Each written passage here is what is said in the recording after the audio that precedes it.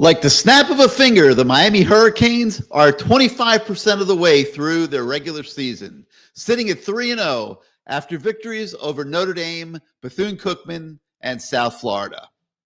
Next up comes a sneaky test this Saturday night against the desperate Florida Gators team, which has stumbled twice in this young season, but dares the Hurricanes to overlook it.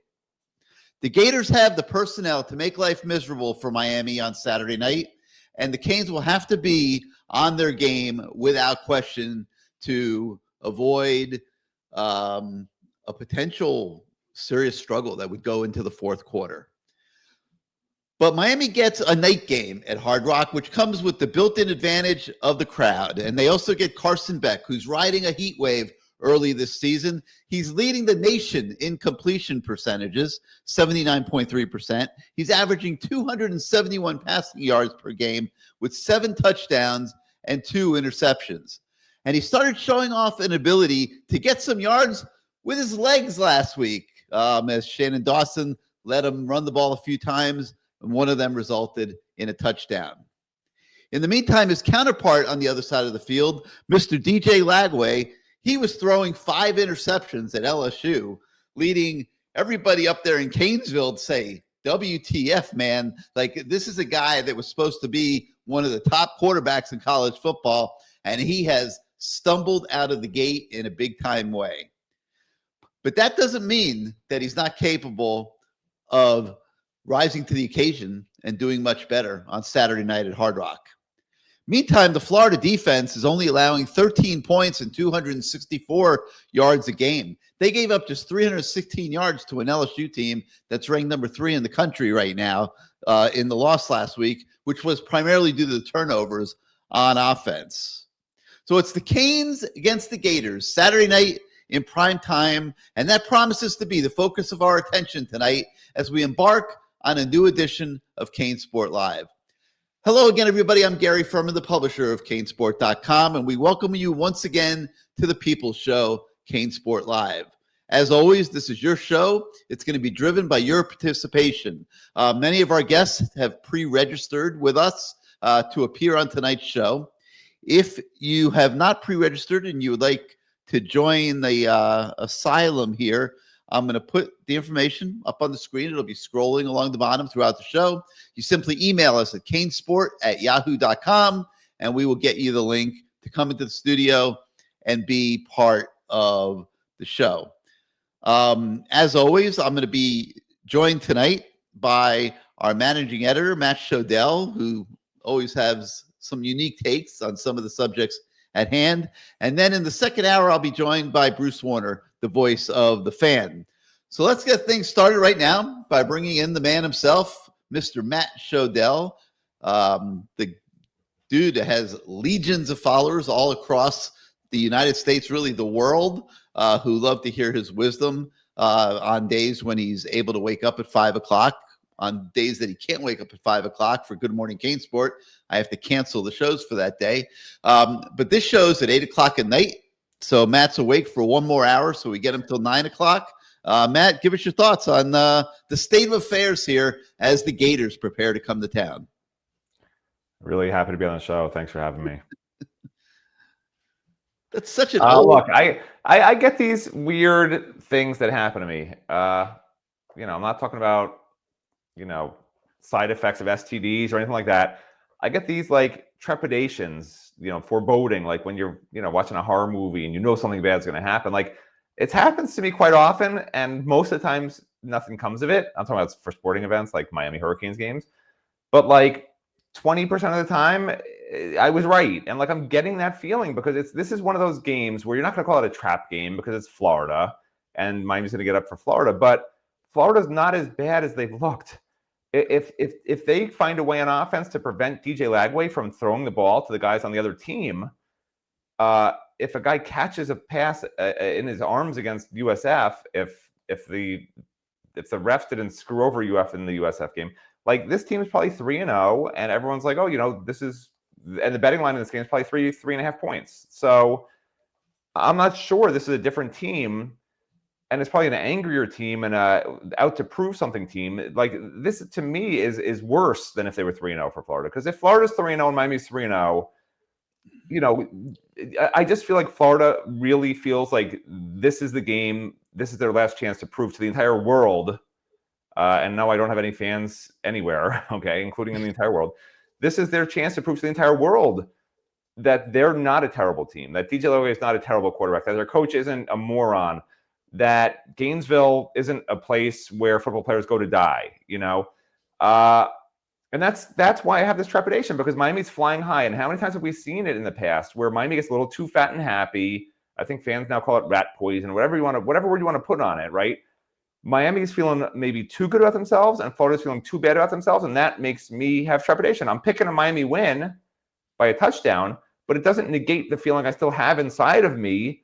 That's way more worried than I was against Notre Dame or against USF. I predicted both those games would be wins also, but I didn't have this feeling. I have this weird ass feeling, and I don't know what the word for it is, but I get it before certain games, and 20% of the time I wind up being right. And well, it's scary because I agree with you. That bothers me.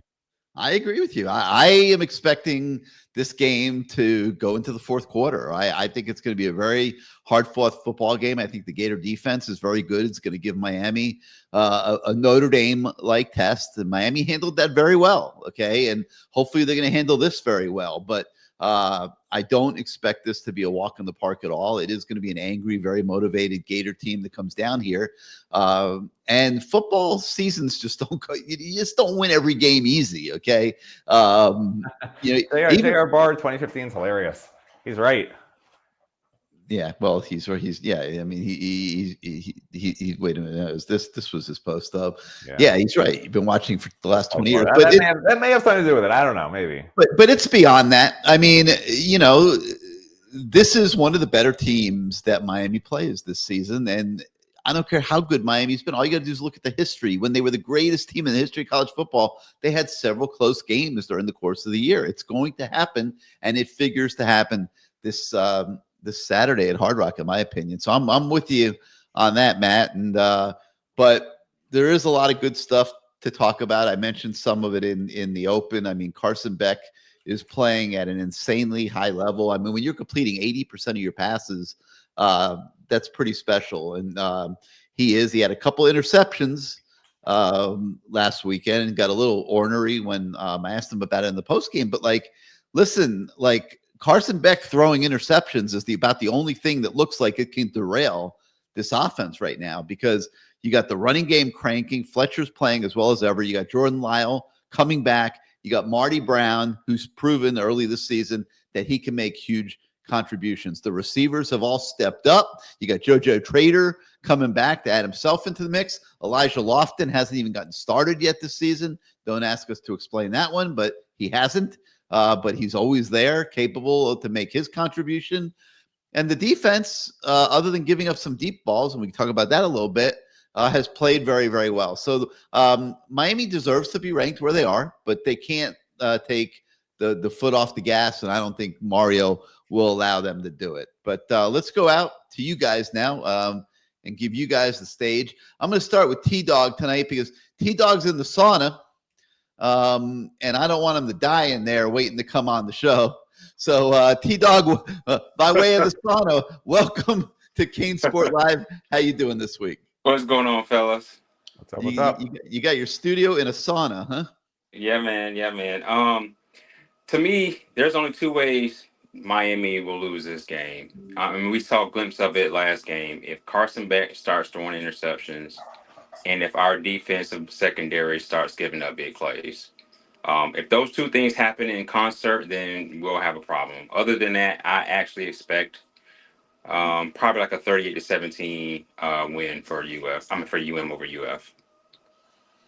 That's a fair. I don't disagree. Here's my expectation. Okay, I think Florida comes out with a much different offensive game plan than they did the last two games, because they've learned what they are. Just like Miami's learned its strengths, and it's still getting stronger, right? Because they have these young guys that now they've integrated and they know what they are as an offense and as a defense, and it comes with each other. Florida's learned what it's not good at, what it's not comfortable with each other doing. They've learned the exact opposite of Miami. So while Miami's gotten stronger in a lot of ways, Florida is sort of starting like this is game one, which makes it more difficult for Miami because Florida can prepare for Miami because they know Miami's going to do what Miami does because Miami's done it successfully. Whereas the team Miami's preparing for that they've seen for 3 games this year is probably not going to be the same offense, certainly, maybe the same defense, but certainly not the same offense that I think Florida's showing the first 3 games. I don't see how you roll out the same offense that they did against USF and against LSU and not have the coach fired by the end of the first quarter. So I don't know how you prepare for that. And how Corey Heatherman and this defense responds to that is going to be hugely important. Because you're right, the secondary's been a weak area. And I'm not going to sugarcoat it. We literally almost did a film study of the problems Miami's having in the secondary, but we're like, a little too negative for a team that's 3-0 looks great. So we're doing like the positive, look at the blocking effort and all this other stuff. But it's 100% an issue, which is shocking to me because they threw a ton of money at the secondary, got really good pieces back there. They looked really, really good in the secondary all fall camp to the point that the receivers who have looked really good all year couldn't even get open in practices, a lot of the time. So it's surprising, but at some point that's going to show up, right? Maybe it'll be this week, maybe it won't be.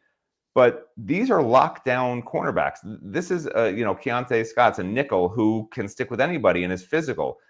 So if the secondary shows up the way it should have been showing up these last 2 games and hasn't, then good luck to DJ Lagway or anyone else trying to throw on these guys. Their receivers will not be getting open. So that's really the whole key to this whole season. Because I'm not really worried about UF's offense only because I think DJ missed too much time in the offseason, and you could tell they just don't look like a well-oiled machine. If you look at the difference between our offense and their defense as far as chemistry, we have a whole lot of new guys, and those guys bonded very well, and they just don't look like they're in sync at all, UF's offense. And so I don't see them gaining more confidence or getting more in sync within a week. Maybe by the end of the year it might look a bit better, but by then maybe the team has quit on the coach and it won't even matter. But I just don't see a huge significant difference between what they did last week and what they're going to be doing against us. Like I said, the only thing that can keep them in the game is if we keep turning the ball over, obviously, and if our secondary, tries to make a big play or whatever and misses an assignment and blows and gives up a big one. I'm actually, just so you know, I'm more worried about, even with what I said with the secondary, I'm actually more worried about the run defense because Florida is going to, the only way Florida wins this game to me, honestly, is if they run the ball successfully. Like that, I know you said the secondary, and I agree with you. There have been issues there. But Florida can't throw the ball that successfully with Lagway. He's just not consistent throwing down the field. They're not going to let him do that a lot. And they haven't really shown a diverse run game this year, but we know their running back is really good, and he can catch the ball. And they're going to dial up plays for that guy. And I'm hoping that Heatherman, that's his, his focus should not be on let's make DJ Lagway uncomfortable and do all sorts of blitzes on Lagway and da-da-da.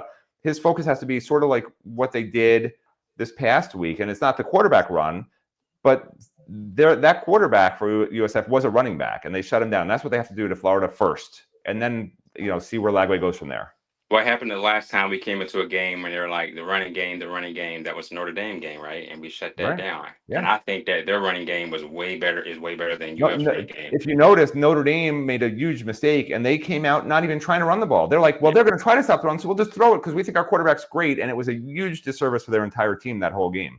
They did not actually try. They ran the ball 10 times with their lead back. That's the whole game, 10 times. So Miami hasn't necessarily seen a top running back that has carried the ball 20 to 30 times in a game and is really trying to exploit them for 4 quarters on the ground. But your point's taken. Nobody's successfully run against Miami, and I'm not sure they'll be able to, right? The defensive ends are physical and strong. If the tackles hold up, it'll be fine. But to me, you have to show it because I'm not sure Miami's really been tested yet tremendously by a top running back. Yeah, I mean, 10 carries is nothing.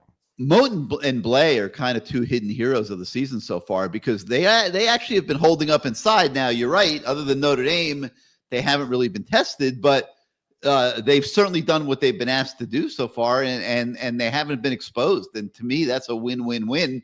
And once they get into passing situations, they're rolling in Lightfoot, they're rolling in Armando Blunt, and now you got 4 dudes up there at the line of scrimmage that can go after the quarterback, and you're in a passing situation. So they're okay on the defensive line.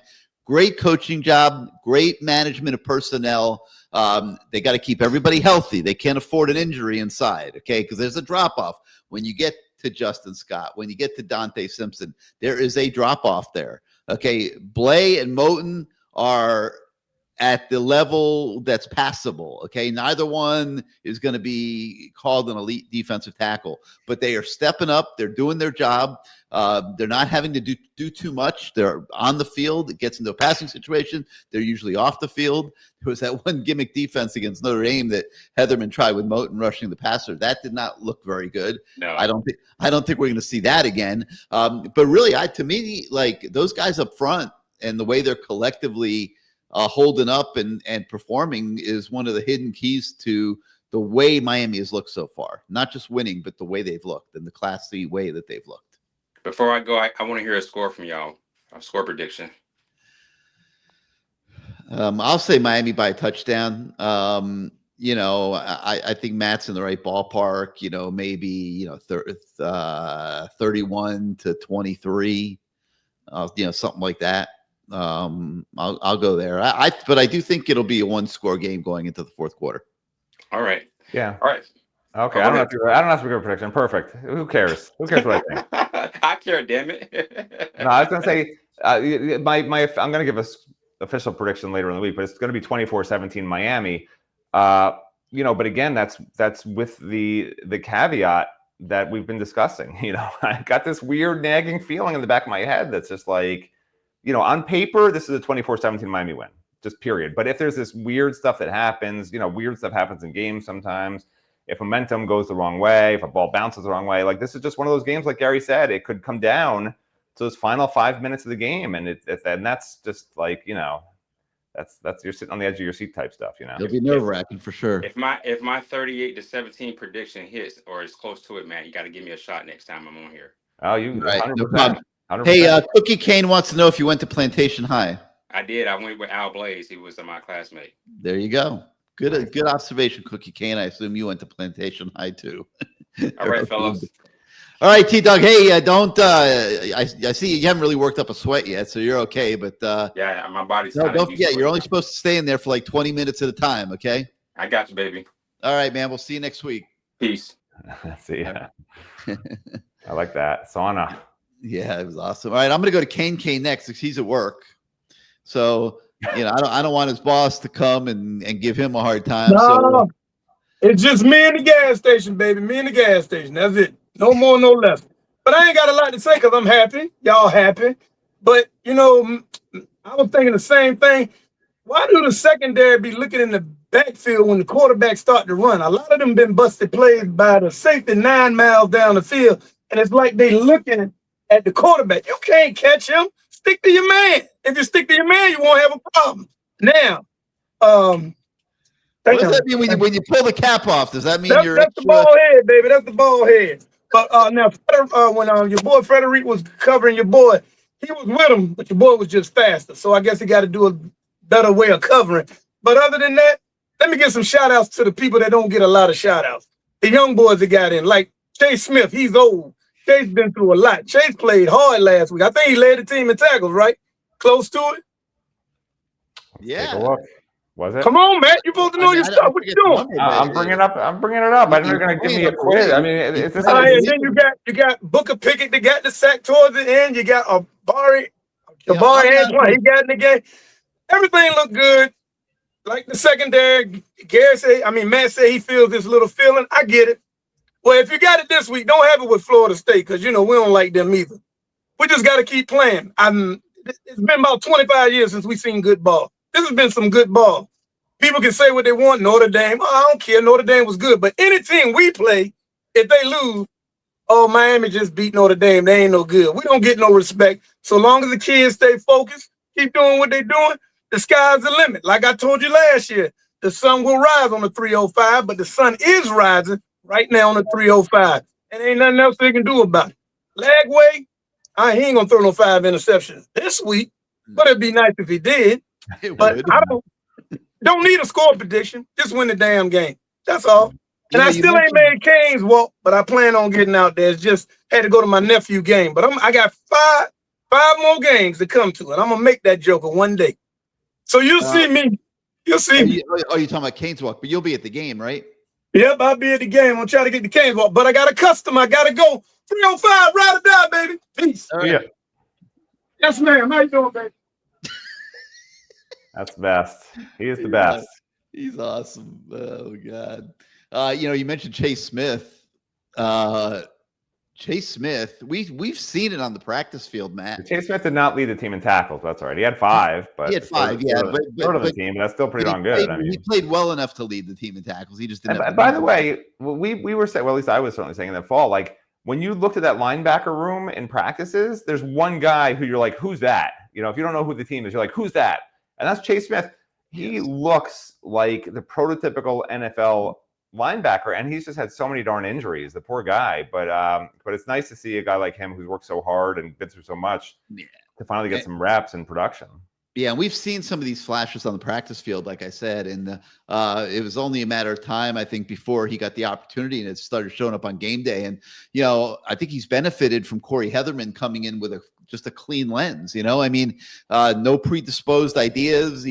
We walked in, he's evaluating his personnel, and Matt's right. Like, you start looking at the linebacker group, which Corey Heatherman coaches, obviously, and Chase Smith is jumping out of his seat. He looks like a dude. So Corey Heatherman, I'm sure from practice number 1 in the springs, like, I got to see what this guy can do. And obviously he's been happy, and he's been giving him a prominent role in the defense so far this year. And he is not disappointing. And he has been one of the big keys. All right, let's go to everybody's favorite. Everything 305, who I'm sure is going to predict a resounding Gator victory for us here. Everything, welcome back to CaneSport Live. What you got going on this week? Gentlemen, how are you doing? What's up? Well, Matt, tell you right now, gas keeps going up and it's killing me. But besides that, I'm doing pretty well. I'm a little concerned about this upcoming weekend, as you're well aware of. One of the previous callers mentioned, Carson throwing some interceptions. He's gotten away with 2 other ones so far this year. Yeah, that's true. But what concerns me more than anything, to be quite frank, is Georgia's game plan. Florida's game plan against Georgia the last 2 times has proven to be pretty effective. So again, I think Florida has a good feel for him. They know what he likes. They know what his tendencies are, and I think that's going to work. That's going to work against us. In terms of their size, Mario emphasized their size and their athleticism yesterday. And if you look at, the number of touchdowns they've given up, this defense against quality top 5 opponents has more than held its own. So it's going to come down to a battle. The one thing that I do like is that they've now gone through 2 tough games, one at home and one on the road. So they're a little bit more banged up than we are. Did see, I think one of their defensive tackles is probably going to be out Saturday. But I think right now, when it comes down to it, we've talked the last couple of weeks about our strength is our ability to dominate the trenches. And we did a great job against 10 guys in the box, primarily last week. But I think it's going to be a 1-score game like y'all talked about earlier. But I also think, what's going to be key here is how well Carson plays in terms of not turning the ball over. It's going to come down to that.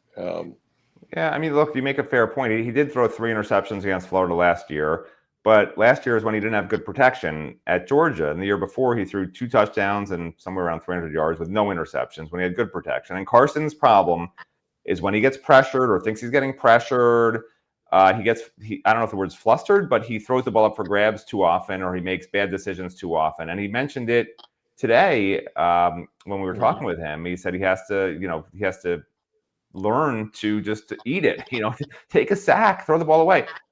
He hasn't thrown the ball away once this year, right? He just if you look at that touchdown that CJ caught, that could have been an interception easily. If CJ didn't make a great play on that, but that's my point, right? He trusts his receivers almost too much sometimes, right. And he has to understand in a game like this, if it's going to be a close game, if you're going to throw the ball up for grabs, do it in a smart way. In other words, you have Josh Moore against a 5'11" cornerback one-on-one on the left side. and the pressure's coming, yeah, I don't mind you throwing that ball up for grabs, but don't throw it up for grabs down the middle of the field where there's a safety coming over or whatever it is, or if you haven't got a good look at it. You're just expecting something off film because he's a film junkie. I mean, that's what he does. But the fact that Florida got 3 interceptions against him last year, he does understand the Florida defense. Like you say it only one way, right? Like, oh, they know him. He also knows them. Okay. It goes both ways. Absolutely. So that negates it to some extent. He knows what they try to do against him, and he knows some of their personnel. But you're 100% right. He can't be making the same mistakes against really good opponents that really made Georgia fans kick him out of town last year to some extent. He's got, and we did see a little bit of it this past game, right? He's just got to, when he's pressured, eat it. Just eat it and live with the consequences and go to the next play and not put the ball in harm's way, because this Miami offense is too good to give the ball away. Just go to 2nd and 13 or 3rd and 14 and play the next play versus, throwing a prayer up that could be intercepted. And to counter that, I think I'm curious to see what Dawson's going to do because they do know him so well. How is he going to counter it, and is he going to utilize the tight end more? I think I don't know what's going on. I'm not in that room. I don't know what's going on with those. Well, he lost his signal. But yeah, they said today they're going to get the tight ends more involved, that they had the tight end as the first read on 5 or 6 plays last game. It just didn't work out. And if you remember, I think it was last year, early in the year, it was the same issue, right? We were literally saying the same questions, if I remember correctly. Like, why aren't the tight ends more involved? What's going on with the tight ends? And Arroyo wound up with 500, 600 yards receiving. They're going to come in spurts in different games in certain ways. And like a perfect play that I saw that you used Elijah Lofton for instance, is remember last game they had, I think it was Fletcher on one side and Pringle on the other side of back. And I think it wound up being maybe the long touchdown run. I can't remember now. Or it was a decent play. But Pringle actually ran a route on that play, right? So he was lined up to the right of back and he ran across the formation to the left side. And they wound up handing it to Fletcher, who was lined up on the left side, and he just ran up the middle. But that's kind of play where you fake the handoff and you throw the pass. And that's the exact kind of design plays that they could have for a guy who's as talented and can do so many different things like Elijah Lofton can. There's a million different ways to use him and different types of ways to line him up. And we haven't seen them do that, which is very frustrating to me because I think the offense will be even better with that. But the offense has been so good, it's hard to say, hey, do this, do that. Like, we can't argue with the results, right? But I agree 100%. If Florida's defense is shutting down Miami in the first half, start throwing those Lofton plays in there, man, because that guy's too good to just be like blocking every play. I think he's got to be incorporated, Matt, early on. I'm not waiting to the second half. I think what you've got to do is make those linebackers, the one linebacker that's going to be matched up against him.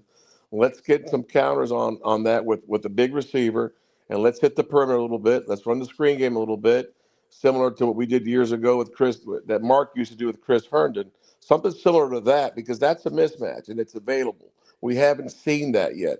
I also like him. We are thin. I mean, I'm not saying we're thin at running back, but Lyle.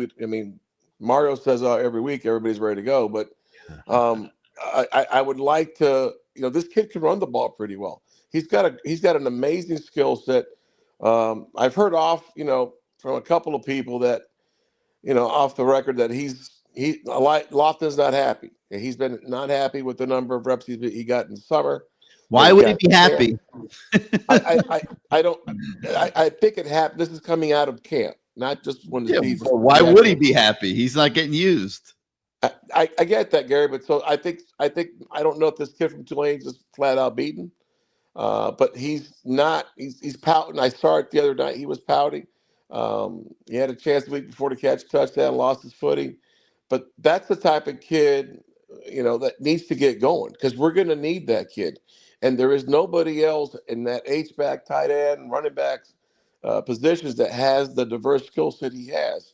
He's got to be incorporated. And if he's not being incorporated, what's going on with the kid? We obviously aren't privy to the sequence on all the plays that are called and who's the first read, who's the second read, who's the third read. But Shannon Dawson alluded to the fact that there were several plays last week where the tight end was the first read and the ball just didn't go in that direction. I don't think it assuming he's not playing possum with us. It's not like they're trying to leave the tight end out of the offense. It's just the ball just hasn't gone there to this point. They try not to predispose that. They try to, give the quarterback the latitude to read the defense and see where the open guy is and get the ball there. I got to believe that it will even out at some point. Elijah just needs to hang in there, not become an attitude problem. Don't become a distraction. There is nothing that will remove him from grace quicker than to become an attitude problem, a distraction, a me guy. Okay. There is nothing for him to gain by doing that. So he's just got to hang in there and his day should come. My last question, guys, if I could here. Is Sampson our best left guard? No. Right. Sampson's not even a left guard. He's a tackle playing guard. Well, that's where we're playing him right now. And Sampson had some really good pancakes last game. He also had some not great moments. Like, he's not going to be consistent playing guard because he's a little too long. He's not, you want those stocky, powerful, real push forward guys at guard. But Matthew McCoy's not great either. Like, correct. So that's the issue, right? And next year Sampson's going to start at either left tackle or right tackle. That's where he belongs. And it's okay. I don't know if you're trying to, make a point. Like, he's been fine. I mean, did he have a penalty? Yeah, but he's been fine. I think we've moved the ball more with him on the ground.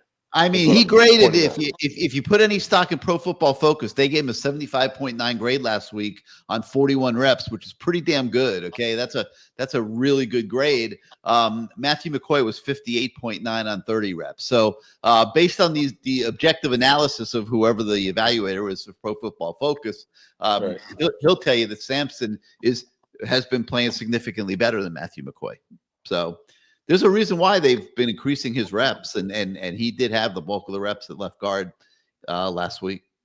And he gets great effort. I mean, one thing that I think people are starting to notice, the effort level on this team, I've never seen. I can't remember. I covered this team since 2001. Gary's covered it since 1927. I've never seen effort level given at every single position across the board on offense like this. Listen, I was watching some tape of this USF game, and it's actually kind of funny because Okunlola, you could see he's trying to run as hard as he can, and he's 10 yards behind the running backs. He's trying to show the effort because it's demanded and it's expected.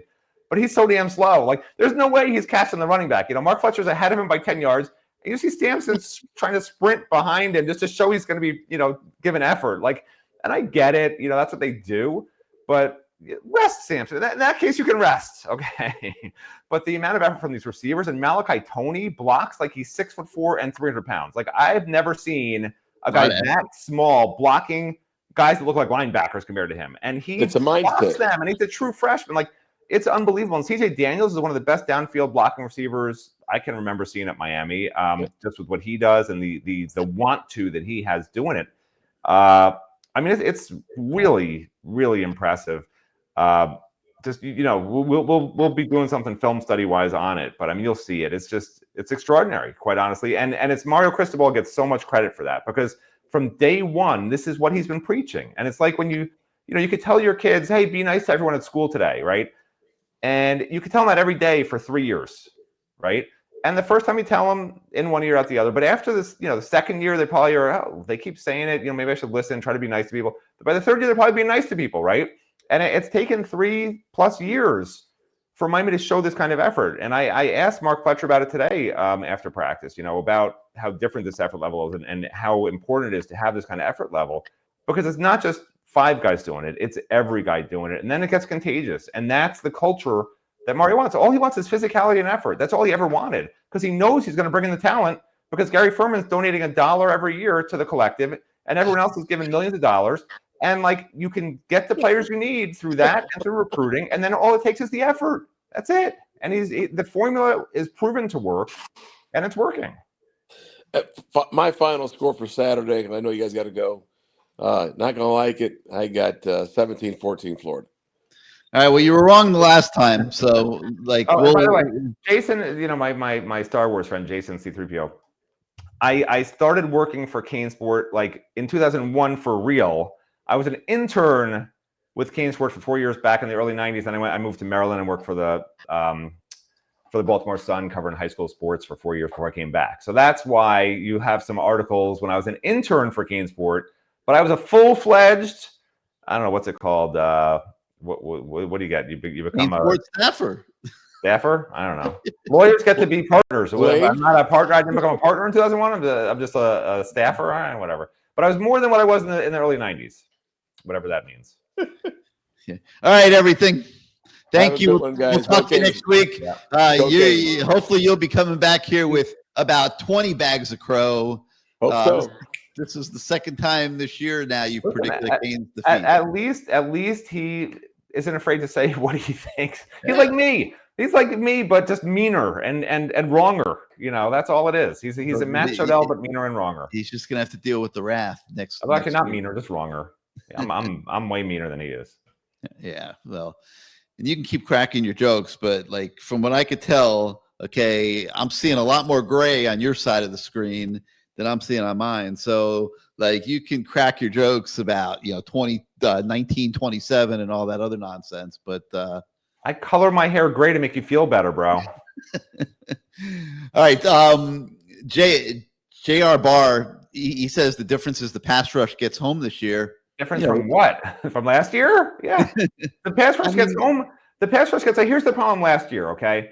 Yeah, Ruben Baden was hurt. Akeem Messer was playing the wrong position. You can go on and on with the defensive line problems, but a real problem last year was that receivers were open right away for the other team. The pass rush can't get home when the receivers are open right off the line. Right. And that's the defense that Lance Kitcher is playing too often. We had mismatches with linebackers trying to cover slot guys and defensive ends trying to cover receivers.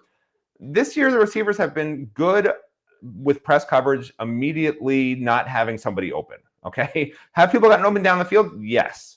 But are they open immediately like last year? No. And that lets the defensive line get home. So it sort of goes hand in hand with the secondary. That's why coaches will tell you it all works hand in hand, and it really does, because you need those few seconds to get to the quarterback. You can't just have their first read open 60, 70, 80% of the time. It's not going to help you look good on defensive line or anywhere else. Devetta Bowers, I'm assuming that is a lady, which we are so excited to have female viewers on this show. She says Ruben Bain is an NFL player. Obviously, yes, he is absolutely an NFL player. The thing that's going to really interest me is he an NFL player as a defensive end, or do they put 10, 15 pounds on him and move him inside? Where I personally believe he can be the elite of the elite. But, hey, I'm not going to say I'm the ultimate authority for sure, but I look at Ruben Bain, I see Warren Sapp. I see a young Warren Sapp, and I think this kid, if he played inside, would just be off the charts. Not that at the college level he's not a great defensive end. He obviously is. College, NFL, two totally different things. It's going to be very interesting to see what Ruben Bain does and becomes at the next level.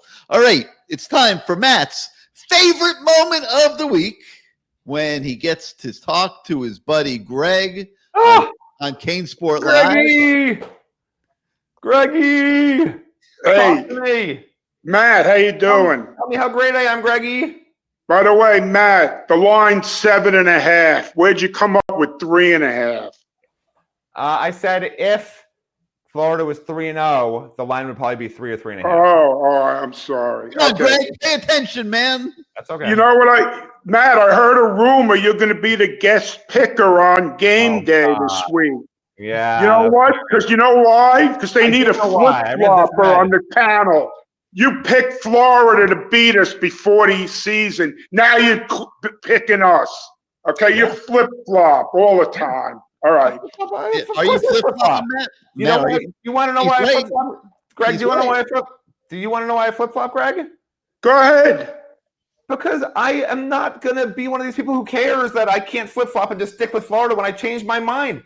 I said Florida before the season. You literally said it yourself. I've watched Florida play 3 games. I said when I picked Florida that I was picking Florida because I felt they were one of 2 teams that could score 30-plus points against Miami, and that would be the only way to beat Miami. I had predicted a 10-2 season, and I felt it was wrong to predict that without saying who they would lose to. So I picked the 2 teams that I thought would have the best offense. Once it became obvious to everybody, including this idiot, that they can't score more than 10 points in a game, then I changed my mind. And by the way, I posted, even when I picked Florida back then, that I'm picking them as a 52% favorite. So they had a 52% chance of winning. Even back then, Greg, and you should be thanking me for changing my mind. Do you want me to still say Florida's going to win? Or you should be happy that I actually what I believe. You're berating me. You're berating me for whatever the hell you want, man. You should be celebrating me, not berating me. Okay. My next point, I think if we go 12-0, everything should have to reveal his identity because this guy's a nut job. He thinks he's got to worry about Beck throwing interceptions. What about Lagway? He only threw 5 last week. Maybe we should call up Blake Baker and get some info on how he defends Lagway. By the way, our defense has given up 16 points in the first 3 quarters of total. 16 points. Okay? I couldn't hear and you. You're worried about Florida. Say it a little louder. I couldn't hear you. How many points? Florida couldn't do squat against pathetic South Florida. They scored 16 freaking points. No. Okay. 16. Got it. My next point. What is the story with South Florida high school football?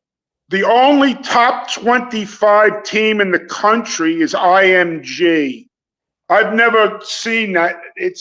I've always seen 5 or 6 teams in the top 25. What is going on down there? Well, in fairness, those rankings, I mean, absolutely nothing, okay? Like how you're ranking high school teams all over the country. They don't play each other in most cases. I mean, I know they have the Broward Showcase at the beginning of the year, which brings a couple of the supposed top teams down, but it's all totally subjective. That's number one. But number two, you're not wrong, okay? And, South Florida has been producing some better players here the last few years. You got your Malachi Tonys, your Mark Fletchers, your Josh Moores, you are getting some elite players on the Miami Hurricanes from South Florida again. But top to bottom, I'm not sure that it's the same as it was back in the day. And all the more reason why you can't afford to lose a Derek Cooper. You can't afford to lose a Jeremiah Smith. And they got to get to the point where these schools like Ohio State and Texas aren't coming in here and stealing a couple of the better players.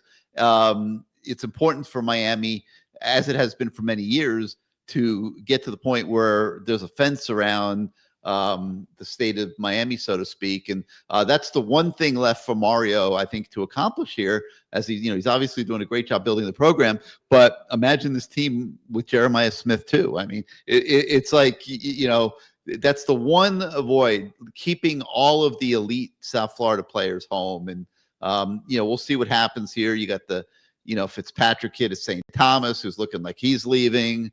Like I said, Derek Cooper, it looks like he's leaving. So they, the Johnson kid at Northwestern, the defensive tackle, looks like he's going to Texas too with Derek Cooper. I mean, those are tough L's to swallow. They do still have time to try to flip them. I'm sure they'll come in with the big guns in December. But that's the one thing left, for Mario to check off on his checklist, and that's getting back to dominating Dade and Broward County recruiting. Okay, 2 quick points, and I'm not. Are we trying to turn Lofton into Cam McCormick? Is that what we're trying to do to this kid? No. When are we going to throw to this kid? Shannon Dawson's going to have to tell Carson Beck, look, this week I want you to get the damn ball to Elijah Lofton. But the question I have is, like, do you really want to do that? Like, it's like the offense has been functioning so well. Beck is doing such a good job. Do you want to tell him you have to get the ball to a particular guy, or do you want to let him keep picking the open guys and making those calls on the field himself? Well, it's pretty slow. Let me interrupt, because here's the truth of the matter, as I see it, okay? Because as you know, Greg, I just make stuff up that's never true. But this is true for me. That's all right. This is true for me. I think they've learned that the Tulane tight end is not a great blocker, okay? And that seems somewhat obvious even from his Tulane film, and sort of people at Tulane have told me that also. good red zone receiver, not a great physical blocker.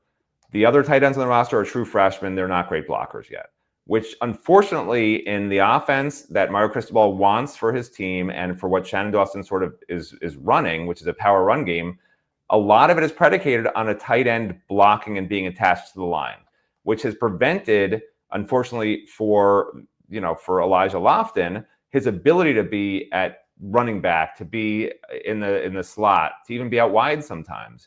They want that sixth guy either attached to the line or as an H-back blocker way too often. So a lot of this stuff is RPO, right? So they're not sure necessarily, depending where the middle linebacker winds up, they're not sure if they're handing the ball off on certain pass plays. And that happens a lot in a game. So Elijah Lofton, a lot of times, is uncertain if they're passing or running. So he's going to be run blocking. Like, that's going to be his role, because that play could very easily be a run every single time they do an RPO. And so his amount of receiving reps is severely limited where he's running routes. If you notice, he's blocking way more than he's going out for passes. And that's why, because Bauman did not work out like they thought he would. They thought he would be the guy that's attached to the line. Second tight end of the game is Lofton, and he's free to move all over the damn place. And now what we see is Lofton being the blocker. So it's unfortunate. But again, like Gary has said, and like I've been saying, you need to get the ball in that guy's hands 5 to 10 times a game. You have to make that effort. And they've got to figure it out. Like, they've just got to figure it out. And I would rather put a sixth offensive lineman as the tight end, as a number 2 tight end, to get Elijah Lofton in position to be able to run a lot of routes in games and make other teams account for him.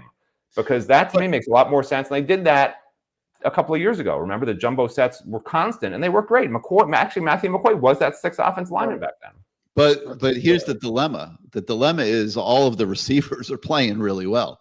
So, if you do what Matt's talking about, you got to take a receiver off the field, and now you got to flex Lofton out at receiver, which he can do, but he's not going to do it as effectively as Malachi Toney. He's not going to do it as effectively as C.J. Daniels. He's not going to do it as effectively as Joshua Moore. Not going to do it as effectively as JoJo Trader, who's coming back this week. So it's a little bit of a dilemma. You kind of have to scheme things up for Elijah Lofton. And I think that's what he's running into right now. They're running an offense that's operating on all cylinders very effectively. The quarterback's playing really, really well. And there's not the motivation necessarily to scheme things up for one guy. All that said, okay, this kid is too talented and too good to just have sitting there on mothballs doing nothing on Saturdays and, letting him get into a tank of frustration, end up in the transfer portal, et cetera, et cetera, et cetera. So they're going to probably have to try to find some kind of balance. Okay, when it was 35-6, they couldn't scheme up a play for the kid to reward the guy. What does that mean, Greg? What does that mean at that point? What does it mean? You've been telling us for years that this guy's the best player on the team. Yeah, but you're going to keep him in the blocking? You're in the fourth quarter and it's over, and now you got to go play Florida the next week. You're going to start worrying about now, oh, geez, let me make sure I get Elijah a reception so he's not upset. No, they're not thinking like that. Yeah, the stat padding and garbage minutes for Elijah, I don't think Elijah would appreciate that either. No. Okay. No, right. Listen, the kid is a very good football player, okay? I think he's one of the best, pure football players on the team. He is a freak. Fans haven't even seen it yet, but he is a freakish athlete. I mean, he can do everything. He's unbelievable. The fact that they haven't found a way to let him play more in the receiving game is astonishing. Like I said, I understand you don't have another blocking tight end who's as good as him, but you've got offensive linemen who are really good. Right? Matthew McCoy right now is on the bench half the game. So is Sampson. Let them all play at the same time for all I care. I mean, I don't get it. Okay. My last point. I think he'll be heard from at some point here. Okay. I've been watching some podcasts. A number of people are saying that Miami's the most complete team in the country right now. Aaron Murray's podcast, I just listened to it. They said they're going to boom Florida. It's not even going to be close. So, I don't know. Even the guy McElroy, he said it too. They could be the best team in the country right now. Hopefully they're So- right. It just doesn't usually play out that way. Okay, 38-14. Not the Gators, like nothing. I'm calling them nothing instead of everything. Okay, that guy's a nut job. One All day, right, have a good- one day we're gonna make you and everything come on camera and duke it out with each other. Yeah. Yeah, well, let me find. I don't know how to get on. I used to come on last year. I don't know what's different. Yeah, what happened? Get your camera working by next week, will you, Greg? I have a phone. I'm using my phone. Okay. Oh, well, let's all you gotta do is see what just turn your camera on. Well, hold on. Let me just press this, see what happens. And while you're doing that, by the way, somebody posted about the tight end being the first read that Shandelson said that. Yeah, we mentioned that earlier in the show. That is correct. That they were the first read, didn't get the ball. I understand. We both understand that. The point is the amount of receiver, where he's going out for routes is not happening quite often. So, they'll have to figure it out. There's ways to do it. They just like having tight ends attached to the line and having their best blocking tight end attached to the line. And right now he's the guy. So he's sort of stuck doing that as they're running their offense right now. That's all. All right, Greg, thanks for being on the show, and work on that video for next week. We'd love to see you as well as hear from you. And he's kidding, Greg. Don't do that. All right, let's go to Adam here. Hey guys, how are you tonight? I got to go to a wide shot. Is that a stuffed animal that you're using as a pillow? No. Oh, in the back, it's my daughter's little green pillow thing. Right. That is so cute. Yeah. Yes, sure. thank you. Yeah, that's not mine.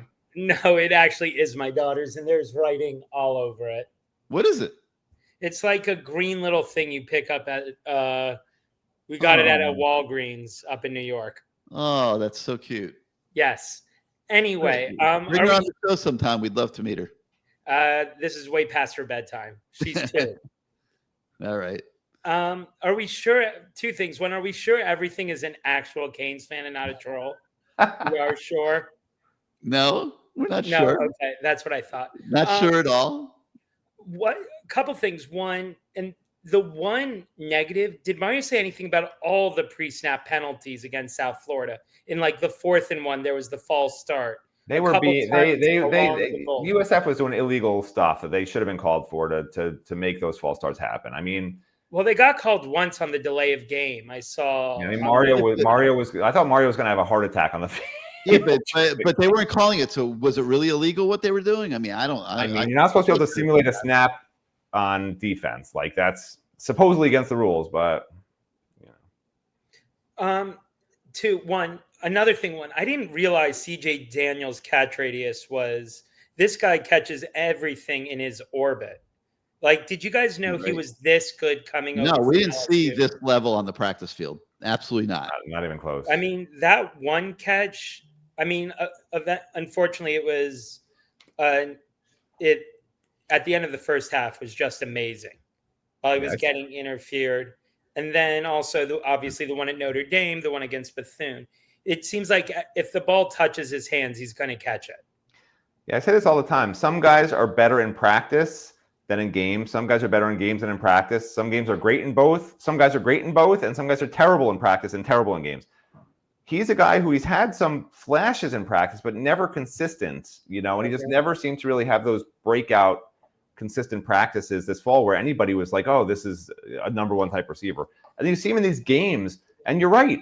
Anything near him, he is, he's going to do whatever it takes to come down with the ball. And he's been outstanding. And that's part of the reason why after the first game of the year, I was like, you know what? I was wrong about CJ Daniels because I recognized right away he's one of those guys.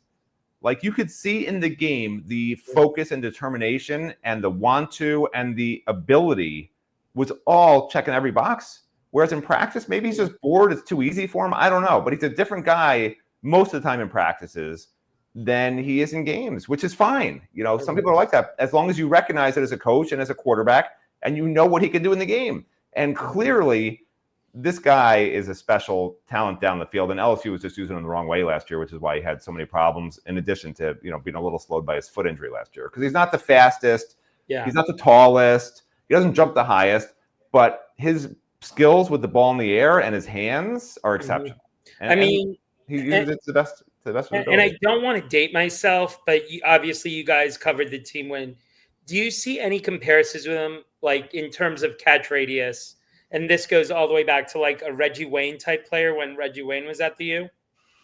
In terms of catch radius, he's sort of Charleston Rambo-ish to me. I don't know about the radius being this big thing. It's just a guy who sort of catches everything near him. Okay. But he's not as fast as Charleston. I don't think he's as fast as Charleston was, but sort of similar in length and able to sort of grab a lot of balls and create space in ways that you sort of don't expect with his body size. And honestly, with the way this receiver room has come back, I know JoJo's supposed to come back, but I don't see a spot for him. Not when you have like a top 4. Yeah, there'll be a spot for JoJo Trader, even with Josh Moore emerging. Yeah. They'll rotate him. Oh, okay. A couple of other things. One, so Heatherman really didn't say anything, so there's no really cause for concern. I don't want to be like chicken little, the sky is falling. But after seeing the defense last year, there's no cause for concern. I think they've had 6 plays in 3 games of 30+ yards. Oh, I'm sure internally there's plenty cause for concern. I mean, that'll get you beat. This is not the same secondary as last year. Like, there's no reason to be anywhere near as worried as we were last year. Okay, not even close. These guys have the ability to fix it. They're just getting caught with their eyes. They're just getting that split second. They're getting out of position and getting being the victim of some perfect passes, and they can tighten it up. They're getting a little bit loose with their eyes is what's happening. And one other thing, or a couple other things. One, Beck's second interception, I think that was more caused by Malachi Toney than actually Beck, because wasn't the pass actually intended for like Tony Johnson? Yeah, two players ran the they shouldn't have been that close to each other. Yeah. Oh, okay. Yeah.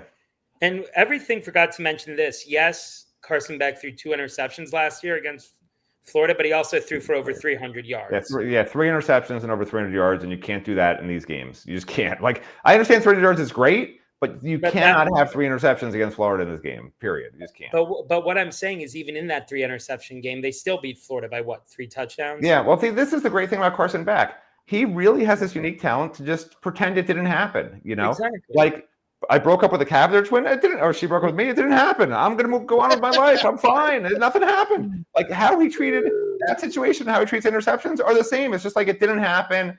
Somehow in a corner of his brain, he puts it there, and it's in like a different hard drive than the hard drive where he just goes and freaking makes play after play after play. Because he didn't change how he played whatsoever. A lot of quarterbacks, if they're struggling or they're having interceptions, like they do something different. And he doesn't. Like DJ Lagway last week against LSU was just throwing every single ball to them. Yeah, that's crazy. I mean, breaking up with the Cavender twin is the best thing that happened to Carson Beck. You know what? I actually agree. I concur with he that. doesn't need that distraction right now. Yeah. And there was one other thing. Now I forgot. Okay. Well, thanks for taking my call. Have a great rest of the show. All right, Adam. You did a great job pretending that wasn't your stuffed animal. Good job, buddy. Definitely not.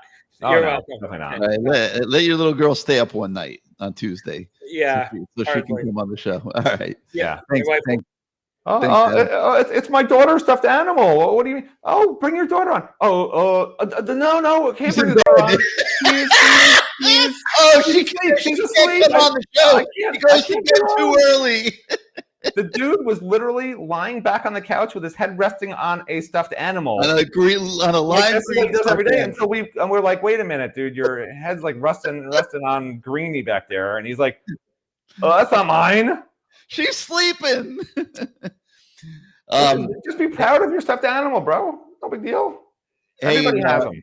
In some breaking news here, the Gate, I don't know how this impacts the game. Or the Gators' assistant head coach and running backs coach has been suspended. Jabbar Jaluke has been suspended by the ACC for an altercation before the Florida LSU game last week. Apparently, his conduct was unacceptable. So here's what actually happened. Here, look.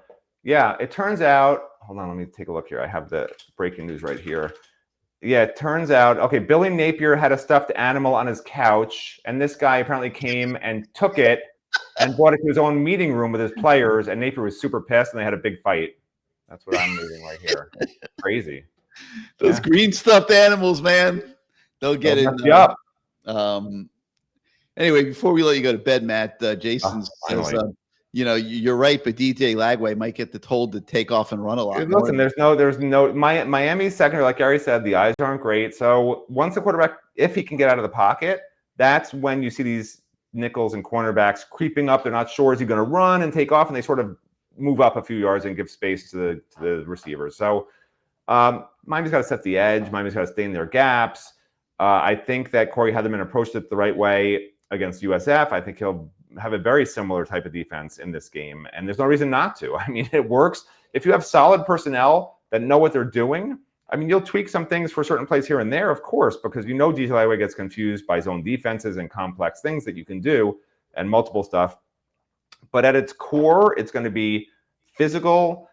Don't let him escape the pocket, right? So stay in your lane and cover the receivers, man, one-on-one. Because if you can cover those receivers one-on-one, it lets linebackers blitz and safeties blitz and do all sorts of other stuff to put pressure on the run game and also put pressure on Lagway. So, this is not – if Florida's going to somehow win this game, which, again, I don't think they will, but you get that weird feeling for games like this when a team's been struggling this much that's actually a pretty good team talent-wise, and a team like Miami that's just rolling so easily, it seems like, with no challenges so far. I mean, Notre Dame was a little bit of a challenge, but, not a huge one since their quarterback was pretty bad in that game.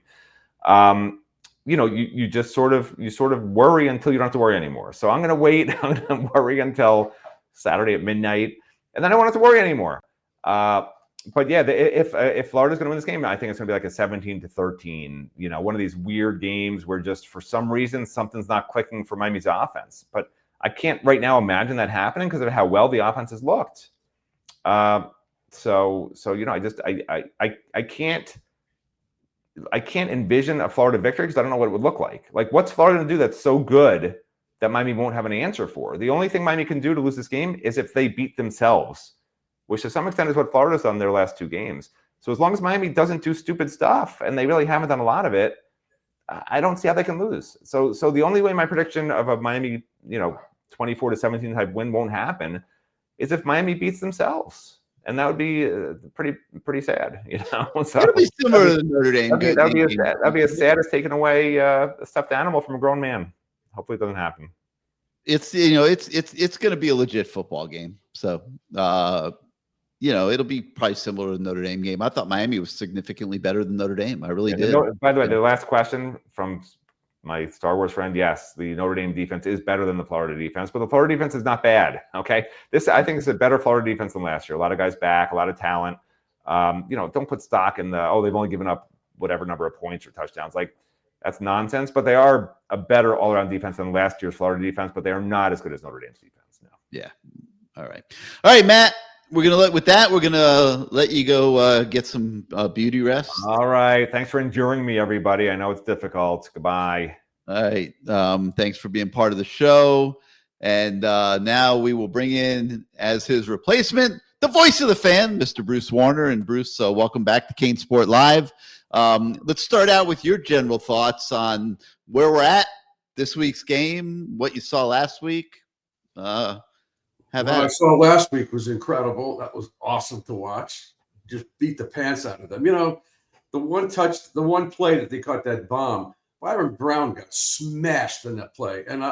But you still can't let your receiver get past you, which is what happened. So we got burned. That's a mistake they have to learn from. I think you guys mentioned that. Caleb Banks is out for Florida. That's a big deal. He's a defensive lineman who's very, very good. And that's a major loss for them, going up against this massive offensive line. You look at it before the season started, and I'm thinking, oh well, USF is the game, the trap, and Florida is the big game. I think we beat the pants out of Florida this week. I think they're discombobulated. They don't have leadership. There's all kind of inner turmoil in that team. I don't know how they practiced this week, to tell you the truth, but to beat this Miami team, Matt's right. If Miami just absolutely stinks up the place, penalties, late hits, fumbles, interceptions. They could be in the game. I just don't see it. I think this is a well-oiled machine. Mario has everybody's attention. I'm sorry, Gator fans, but I had Louis Oliver on a show yesterday. He can't believe what he's seeing either. He says Miami's going to kill them. So I have to agree with some of these guys. But the one thing that scares me, I'm not a gambler.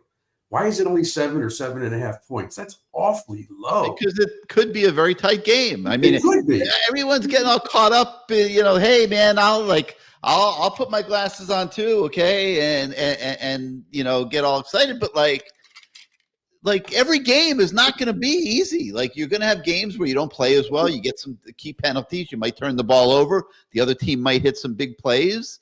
And you could be in a tight game going into the fourth quarter. Look what happened in the Notre Dame game. We had that game under control, got a little too conservative in the third quarter after we went ahead, and we let them back in. I got news for you. We won the game and should have won it by a lot more, obviously, but that was a tie game with 5 minutes left or whatever it was. Within 5 minutes. But you know what? I don't think Mario's going to ever do that again. I hope not. We went into a shell. If we're up on Florida, just keep pounding. Look, our defense is not like last year. It's aggressive. It's in your face. The scheme is different. Everybody's attacking. How many vicious hits did we hit last week? It's all great, but it doesn't mean they're not going to get beat sometimes. It doesn't mean. You're asking me my opinion. I gave it to you. No, I know, but I'm talking the general mindset of the fan base is we're going to win every game by 30 points. I didn't say that. I'm worried. No, I know you're not saying that. But that's what I'm hearing a lot of. Except when we have everything 305 on this show. Yeah. That is what I'm hearing in general. And it would be great if it played out that way. But when does it ever? Like I say all the time, when we had the best teams in college football history, we had 3-4 tight games during the course of 11. I understand that. That. But, I this think game Mario figures to really be one has of them. These guys on the same page. All of them. Every one of these players is on the same page. By the way, the first catch of the game is going to be Elijah Loughlin. They're going to hit him in the flat, and that'll set everybody up. Yeah. But yeah, no, the reason the line is 7 is because this game figures to be one of those games that's a little closer. We'll see what happens, man. Hopefully not. Hopefully the Canes win. I don't know how much those guys factor in the psyche of these kids. What is Lagway thinking? I just had 5 picks.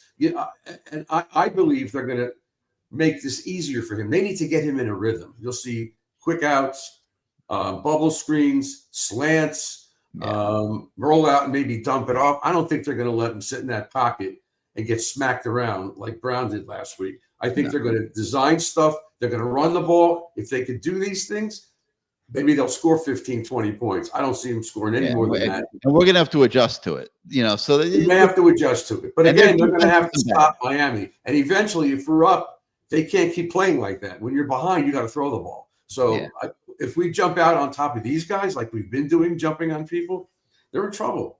And again, their psyche. What is their psyche? Do they really trust this coach? I don't know.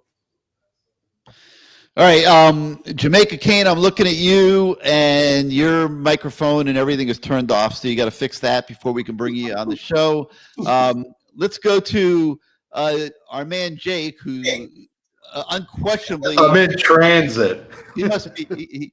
In transit from what? From the bathroom to the camera? What? Where'd he go? He said he's in transit. I'm back. What's going on, Jake? Fix your camera. There you go. There we are.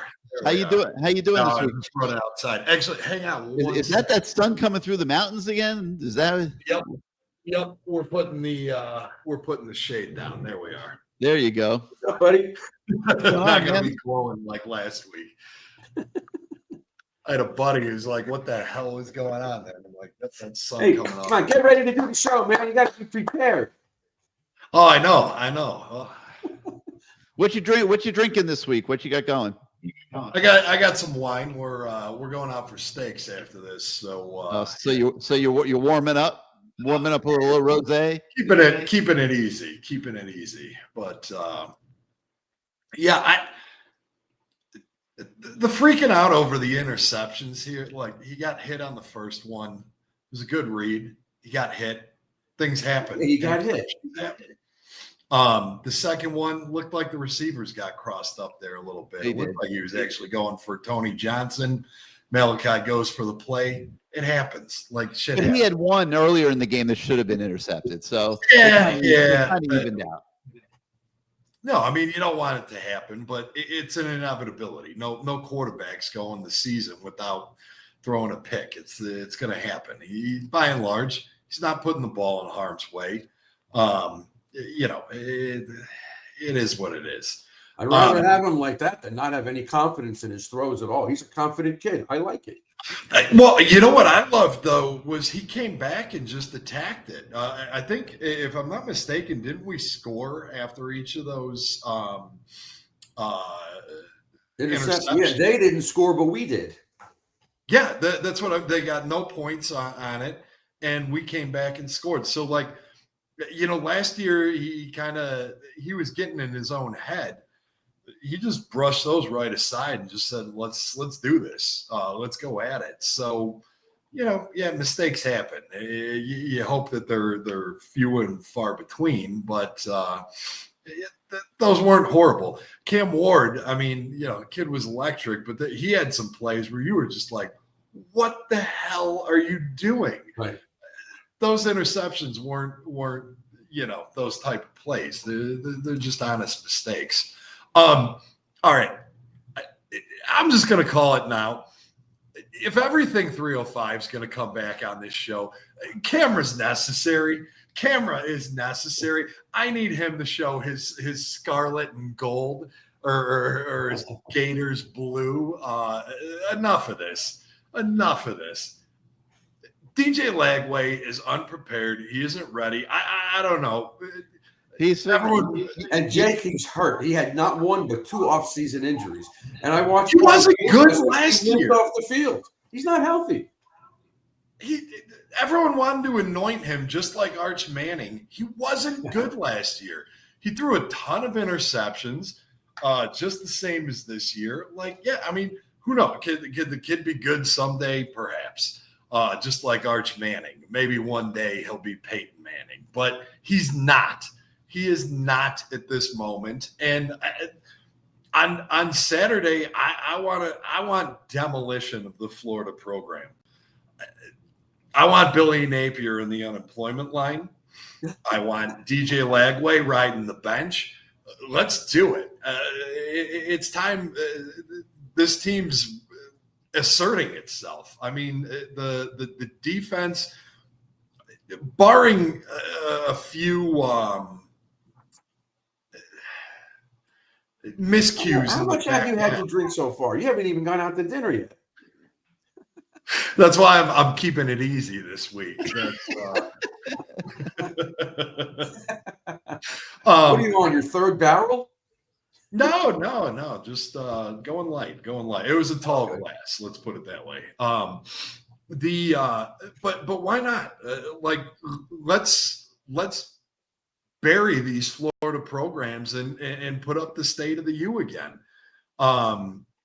These recruiting crowds are looking great. I was reading an article earlier. It looks like we've got every 2027 wide receiver in the country, or at least the ones you want, coming into the game. Yes. Let's bury them this week. Let's call it a day. Chase Smith, he's looking legit. Yeah, I liked what I saw out of him, and I think you and Matt were talking. He has got last year. He was only playing some special teams and spot here and there, but when he goes out on the field, you're like, wow. Listen, I always saw it on the practice field, Jake. I couldn't understand why it wasn't showing up on game day. He's playing hard now. This year, it's showing up on good day. Shots, though. He missed a few kill shots, but he's good. But he's the one. He's around the ball. He's hitting guys. That's one of the things that the linebacker and the linebacker play's been pretty good. My one problem is I think Mo Torre, he's a little bit of a liability in the pass coverage. It seems like he's a little out of place at times. There's no doubt he's great on the run. He seems like he can rush the pass pretty well too. But I hope to see him out on the field. Chase Smith, I'm talking a lot more, and Popo Aguirre too. I mean, from what we've seen of those two guys, I would argue they're playing as good, if not better, than the starters at this current moment. I haven't loved what I've seen out of Wesley Bassint. I was hoping he was going to take that next step. He's playing fine. It's just in a very low key way. But the one thing I do want to mention about Chase Smith is, like I said, we saw it on the practice field, and it's now showing up on game day. But I think he has benefited enormously from the change in leadership on the defensive side of the ball, and it gave him a clean slate and a fresh start, and he was physically ready to take advantage of that and exploit it a little bit, and he's running with it, and he's playing great. Yeah, no doubt about it. Love to see that. Jacoby Thomas, too, has been extremely impressive. He is hitting hard, and I don't think he's been out of place. I think that was the worry, he was going to be a liability in pass coverage, but there have been a few over the top plays, but I don't know that I would, at least from what I watched the game and rewatched a good portion of it, I didn't see him being out of place or being targeted where you could call him a liability. I don't know what your guys' thoughts are on that, but he's looked rock solid thus far. He's been totally rock solid. Great pickup. Do you think on the safety subject? Do you think Bryce Fitzgerald is beginning to replace Poyser? No, he's not ready for that. Just a good solid rotation piece. Good solid rotation kid, comes in on nickel and dime situations and is doing a great job. And he's around the ball too, which is all you can ask for. A lot of these guys in the last couple of years were nowhere near the ball, or the receiver for that matter. These guys are, even if they're catching the ball, they're mostly right there. Well, the gang tackling, and it looks so much different than last year. I wish, I was thinking this week, man, if Mesidor and Bain were healthy last year, even as bad as our difference when those two guys are healthy. Oh man, that we could have made some noise. Well, Mesidor was healthy, but he played in the inside. He was very limited in what he could do. Yeah, he was out of place. But I mean, just those two are maniacs coming off the edge, and I think Moten's been pretty solid this year too. He is solid. Yep. Yeah, he's been making some real good plays. I really like what he's brought to the table, especially with the run. It's just but no busted tackles. Just every time they're tackling guys, there's 3 or 4 or 5 guys on them. You gotta love seeing that. Swarm into the football. That's Who used to say that? What did Randy used to say? What was his words? I don't remember. Something about that. Yeah, same idea. Hey, one thing on Fitzgerald, just remember he's a true freshman. Okay, and not only is he a true freshman, he was not even in spring practice. Okay, that's what's so amazing about, in one fall camp, this kid earned his way to get on the field as a true freshman. That's amazing. Well, you look at this income or the freshman class, it is impressive. I was looking through it. The jury's still out to an extent, but this looks like it's got a 70+% hit rate on it. I mean, these kids are impressive. The wide receivers look like they're all hits. That Luka Gilbert, I don't know what's going on with the tight end. That Luka Gilbert's going to be a big time player. Yeah, he's a stud. But he is going to be something, I think, once he puts it together. The offensive line kids, that Dalen Upshaw, very limited play, but he's not getting to play a lot. But that kid is a very good rotation player. Mm-hmm. Yeah, he's going to contribute some this year, I think, and it's getting kind of crowded, but yeah. Well, I mean, but.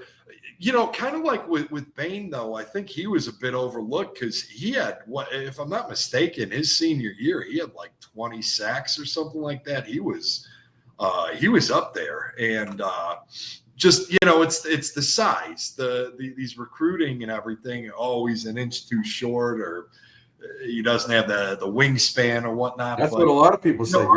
You're right. you produce, and I just love what this recruiting class does, because 2 years from now, I think you could have a pretty nasty core of a team there, based off of what he recruited. I'll eat any word I said about Mario Cristobal. I'm buying in. I'm all about it this year. Winning does, Jake. I said 3 touchdowns. You know what? Mario Cristobal can't overlook an opponent. I can. This team's garbage that they're playing. DJ Lagway is trash. Their defense. I'm sorry, LSU. Their offense is trash. We're going to put up 35-40 on this team. 3+ touchdowns again. I'm calling it. Look what Kyle Stalling is telling you, Jake. Don't take this team lightly. Stop it and stop it. Kyle Stalling knows what he's talking about. I'm calling it 3 weeks from now too. That the little tiny Tommy, forget it. Mario's putting his flag in the ground. He's putting up that fence over I-4. Enough of this. This is what was supposed to happen. It didn't happen as fast as we wanted it to, but it's happening now. And I'm sorry. The recruiting is there. The effort is there. The culture is there. This team. The portal has really put us over the top. He's just been nailing it on all cylinders. And it seems like Gary talked for, I don't know who's making the personnel decisions, but it seems like they are just hitting it. CJ Daniels, everyone thought he was washed up. He was nothing. What can't he catch? I mean, he's had 3 highlight reel catches already this year. NFL highlight reel catches. It's coming together. I hope I'm not like overstating it, but I just your overstatement is a little bit, but you could end up being right. Hey, more importantly, are you filet mignon tonight or ribeye? What are you doing? We're going. It's Tomahawk Tuesday over at Fleming's. So I got a nice little tomahawk deal over there, and so yeah, why not? All right, man. Enjoy your big tomahawk, and we'll see you next week. Will do. Sounds good. After that 3+ touchdown win, mark it. All right, Jake. Thanks for coming on. You're smiling next Tuesday night when we do this. Thanks, Jake. More wine, baby. Let's see. Let's go. Gary, obviously, based on what they've done, it's kind of hard to not pick Miami to win this game by more than 7 points. Yeah. Well, they're at home. It's a night game at Hard Rock. There's every reason to pick Miami to win. But you got a desperate Florida team that's playing for its life. Its coaches are coaching for their life. Yep. And they're going to be highly juiced up for this game, and they're probably going to roll out some stuff offensively that they haven't. They're going to make some changes, and there could be an adjustment period in the game to that. And it figures to be a little bit tighter game than I think than people think. And there's a reason why Vegas is making it a 7. I know that's what scared me. There has to be a reason. I'm sure they're going to do a lot of plays designed to our over pursuit. They're going to go against the grain, things like that. And I expect it to be not so pretty in the first half for us, but I think eventually we'll wear them down physically. They're going to have to deal with our pass rush or our run stopping ability. I just don't see this kid taking more than 5 steps to drop back. Otherwise, he's going to be obliterated. Everybody else that we've played so far the quarterbacks have gotten smacked around, but good. And, who knows what he's thinking with 5 interceptions. He may be flinching, getting rid of the ball early. I don't know. But I don't think they're going to let him sit back there and just throw it all over the yard. They have a lot to overcome to beat this team. And anyway, as I've been saying all along about blowouts, and Mark, my friend Caesar, yelled at me, just win by 1. And he's right. Just win by 1. It's all I care about is winning these games. Yeah. K-Mills 904 says the coaching just feels different this year.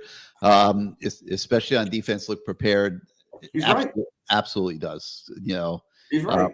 Yeah, that's a phenomenal point. All right, let's go to James, the Italian Stallion. What's up, buddy? Welcome back to CaneSport Live. What you got for us? Thanks for having me, guys. Appreciate it. One thing I want to talk about, Gary, and you kind of have brought it up in the past, and just something that I've been looking forward to is development. A lot of guys getting better. And I think that you have got some coaches now on staff that what a difference, 100%. I'm talking about Coach Lewis with the defensive tackles, and you got to see the job that even though these guys transferred in, what Kevin Beard has done with that wide receiver unit cannot be, just talked about at this point and so forth. And realistically, I don't want to bring up a sore subject because I know that you have a job to do relationships, but I wanted to kill Jacoby George at times last year for his mouth, for his actions. For every good play he made 3 bad ones, and nothing was worse than that Syracuse game and how he lost his composure. I would have made the kid walk all the way back to Miami from New York. I'm being dead serious with that statement. I hope I'm not jinxing myself, but these guys are locked in. They catch the ball, they give the ball back to the referee, and they get ready to go again. And that's just something that is really, I don't know, it's just encouraging to me to see. That's growth, and it's discipline, and it's maturity. It's maturity. Absolutely. It's maturity. And I watched the game the other day. I didn't go to the stadium. I watched it at home. And every time Malachi caught the ball, they said he's a true freshman. He's 17. 17. He should be a senior in high school. More unbelievable. He's 17. Yep.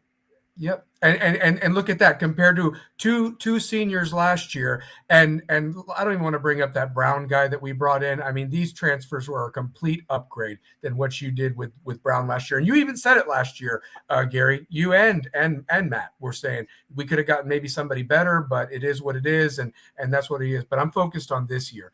Now, the one thing that I do would like to see, especially in a game like this, is that the offense not take the foot off the gas. And what I'm talking about is we went up 14-0. Well, actually, it was like 14-3 against South Florida. Maybe it's 14-6. I'm trying to remember the score, but I remember we got the ball, and I think we went 3 and out only to punt. And that's when the long delay happened, right? When they to get the ball back.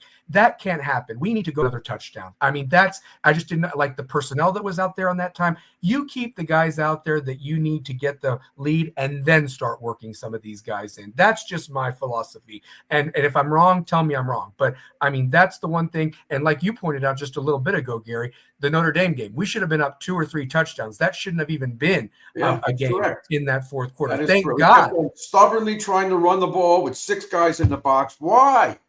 Yeah, absolutely. I mean, just keep throwing it, pick them apart. I know the interceptions with Carson, were a sore subject for him, and he got a little defensive, but at the same time, it's like, just let the game come to you, honestly, and with that offensive line.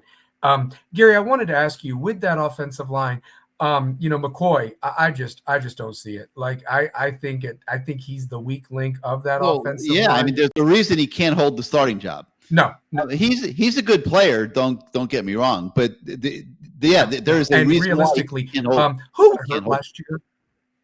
Yeah, who was the offensive lineman that got hurt last year, Gary? That Markel Bell eventually took over that left tackle spot away from Rivers. It was Rivers. Moved him to the guard when he came back. Yeah.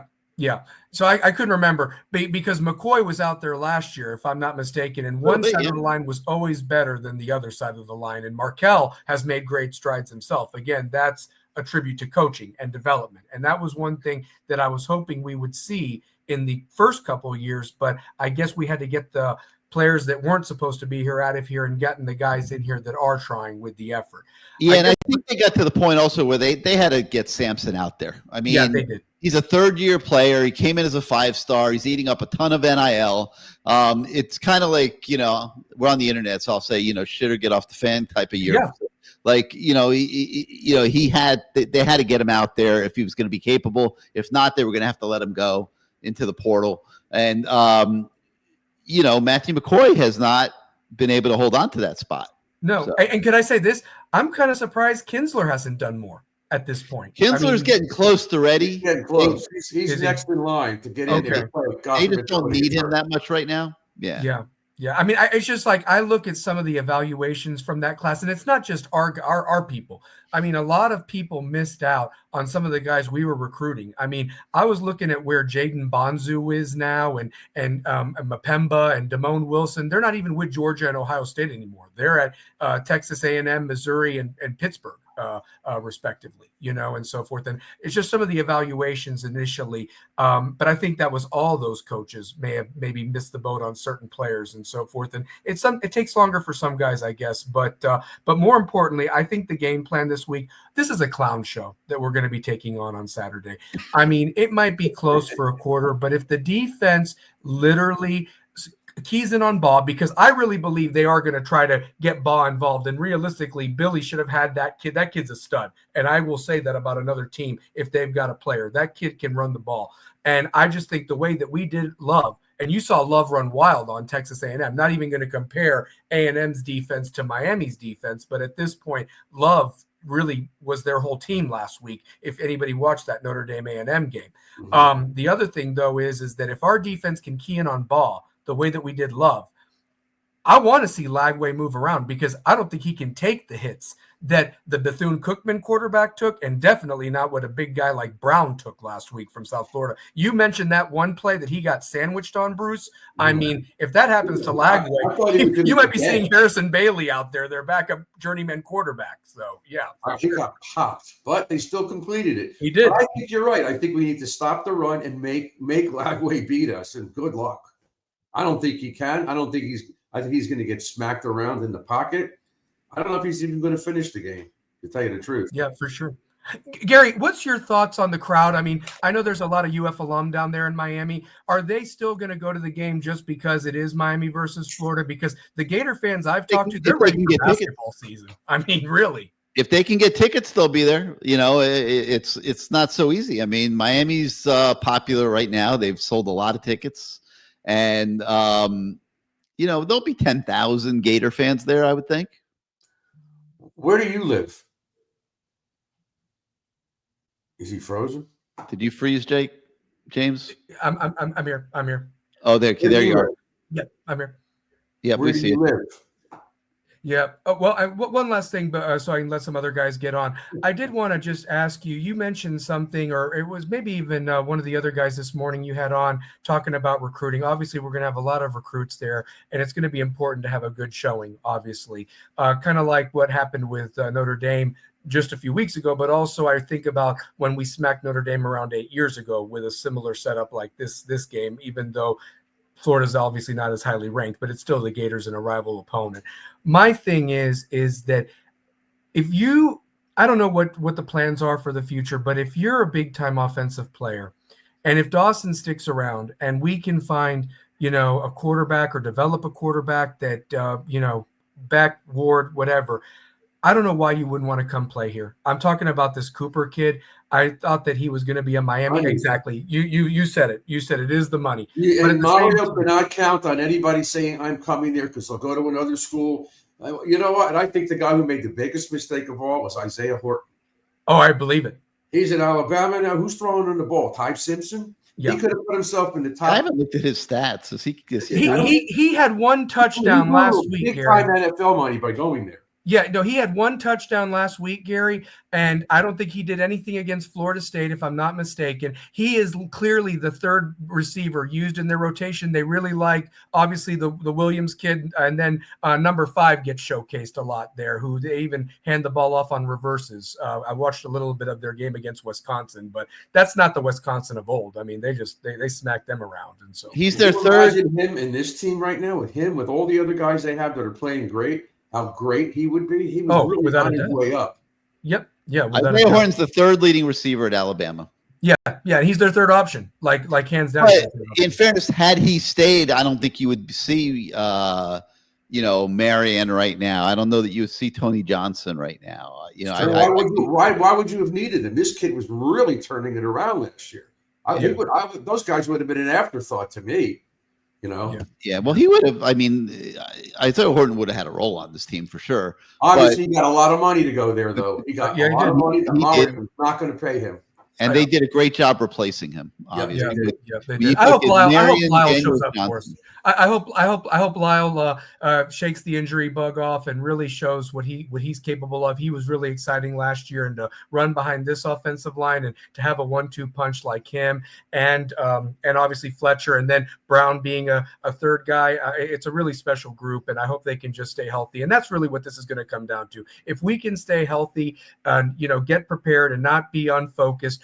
And Gary, are you going to have a show next week, or are you going to take the bye week off? No, we'll have a show next week. You will. Okay. Yeah. Cause I'd love to talk about this game and then get ready, because the Achilles heel of this team has been, for whatever reason, coming off of bye weeks. Mhm. And we have the most important game potentially once we get past this one against Florida State on the road.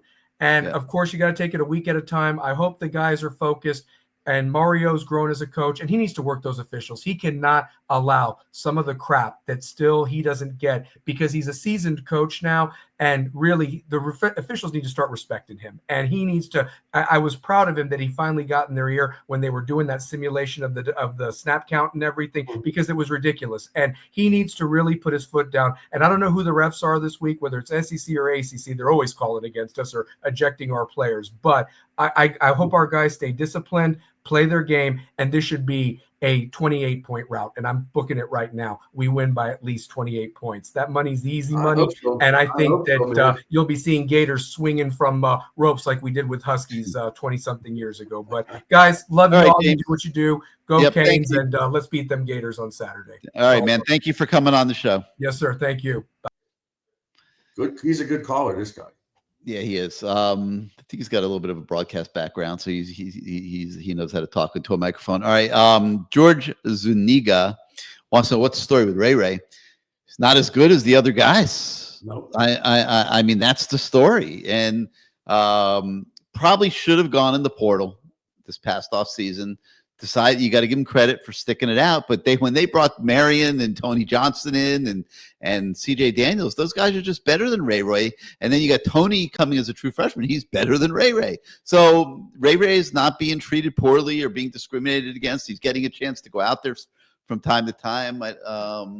Let me take a quick look and see how many reps he got. He got 8 reps in the last game, but Pro Football Focus gave him the lowest grade of anybody on offense. So whatever that means, I don't know. But he did run a fly pattern on the left sideline, and there was absolutely no separation, none. Yeah, he can't get separation. That's right.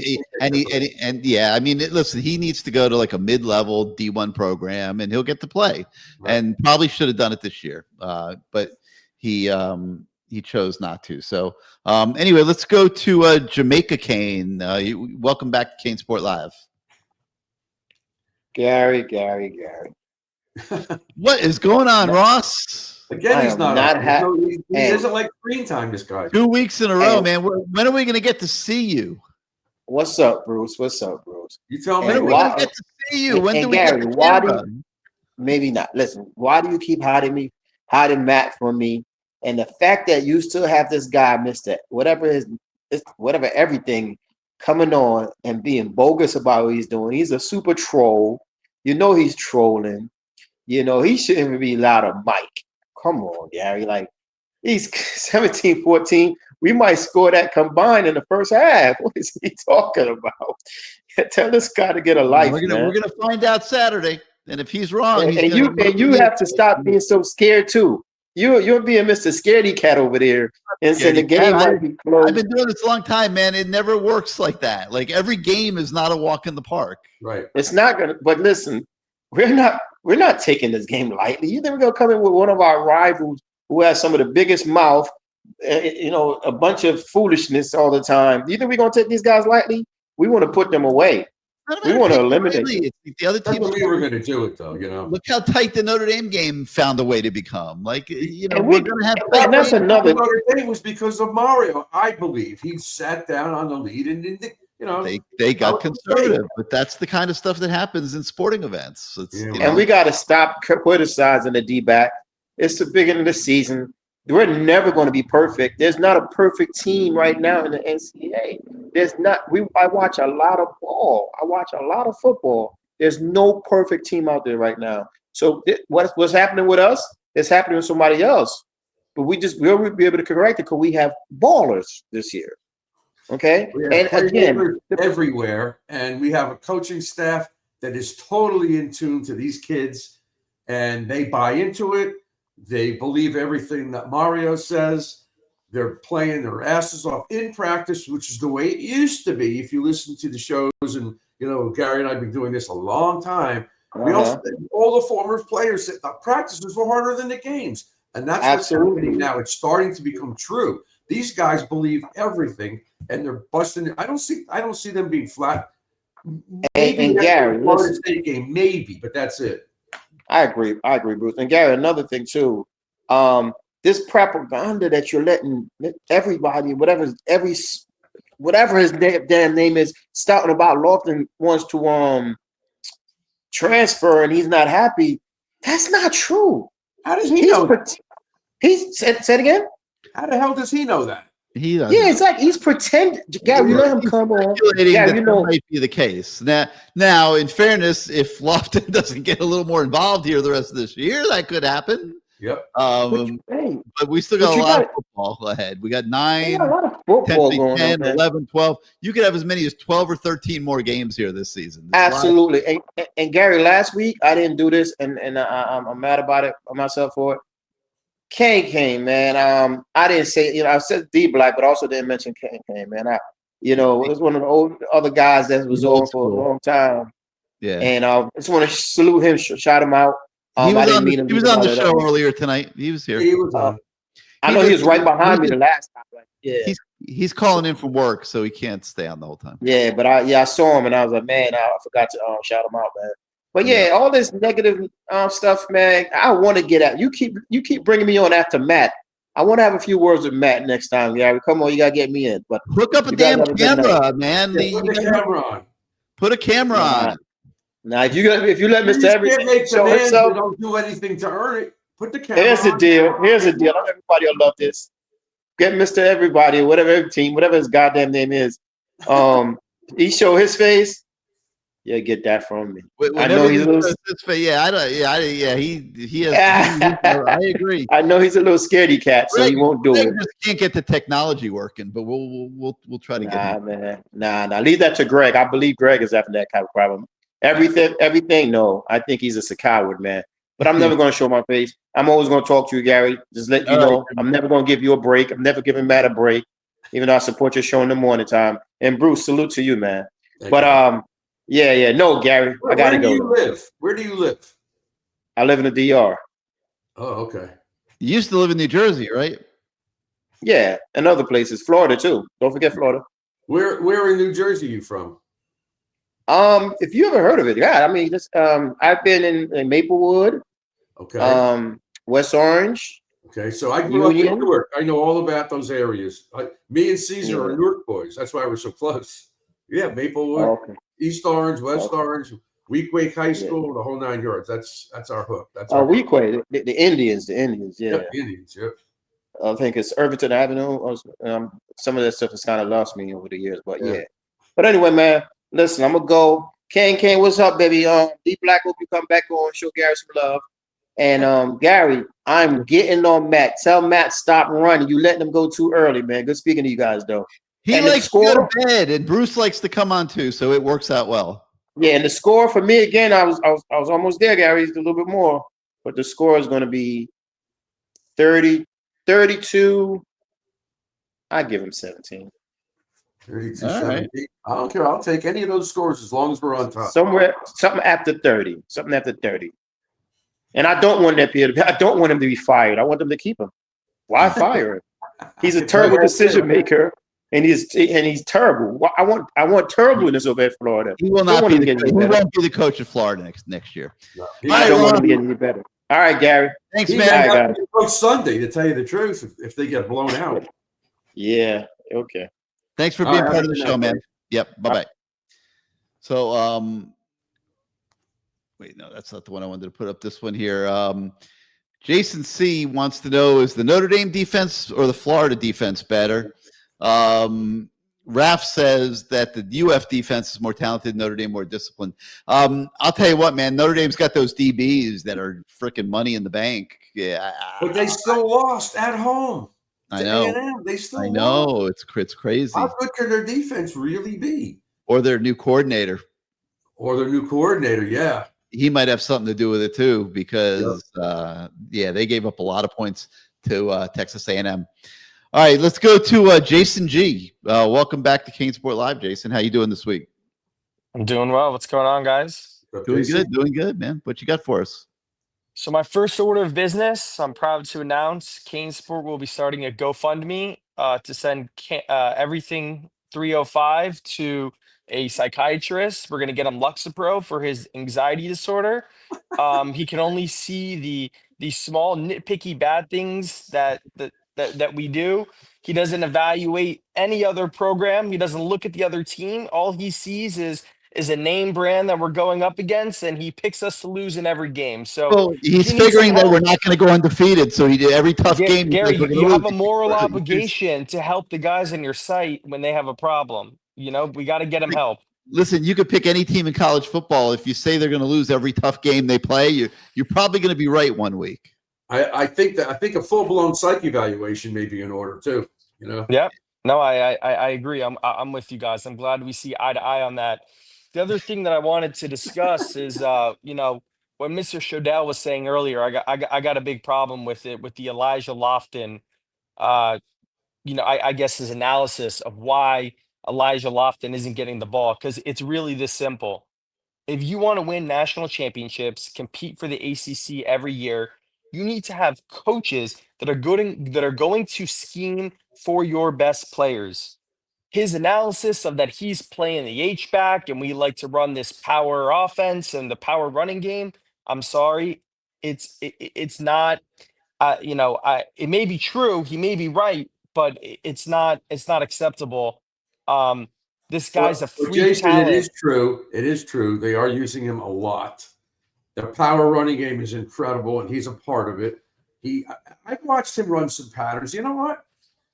I don't think he's run that hard. He's really never wide open like some of these other guys. Now, the other day, there was a fake handoff, and he was wide open in the flat, but Beck chose not to throw it to him. You do have to get him out in the flat a little bit and get him off the line of scrimmage.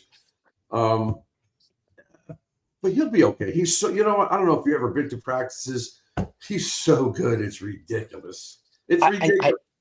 But that's the problem. He's so good, and we're not using him. That's the problem. I think we will. I'm not I think we will, panicking too. yet. But I will say that, like, we got to have coaches that are willing to scheme, and we got three. We have the biggest 3 games of the season coming up right here. We go, you know, Florida, FSU, Louisville.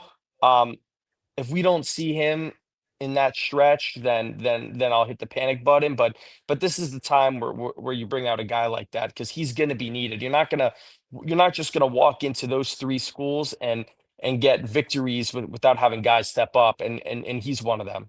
Well, that's true too. But you know, and I don't know who they're putting a safety on top of. Is it going to be CJ, or is Malachi going to have a safety on him too, along with the corner?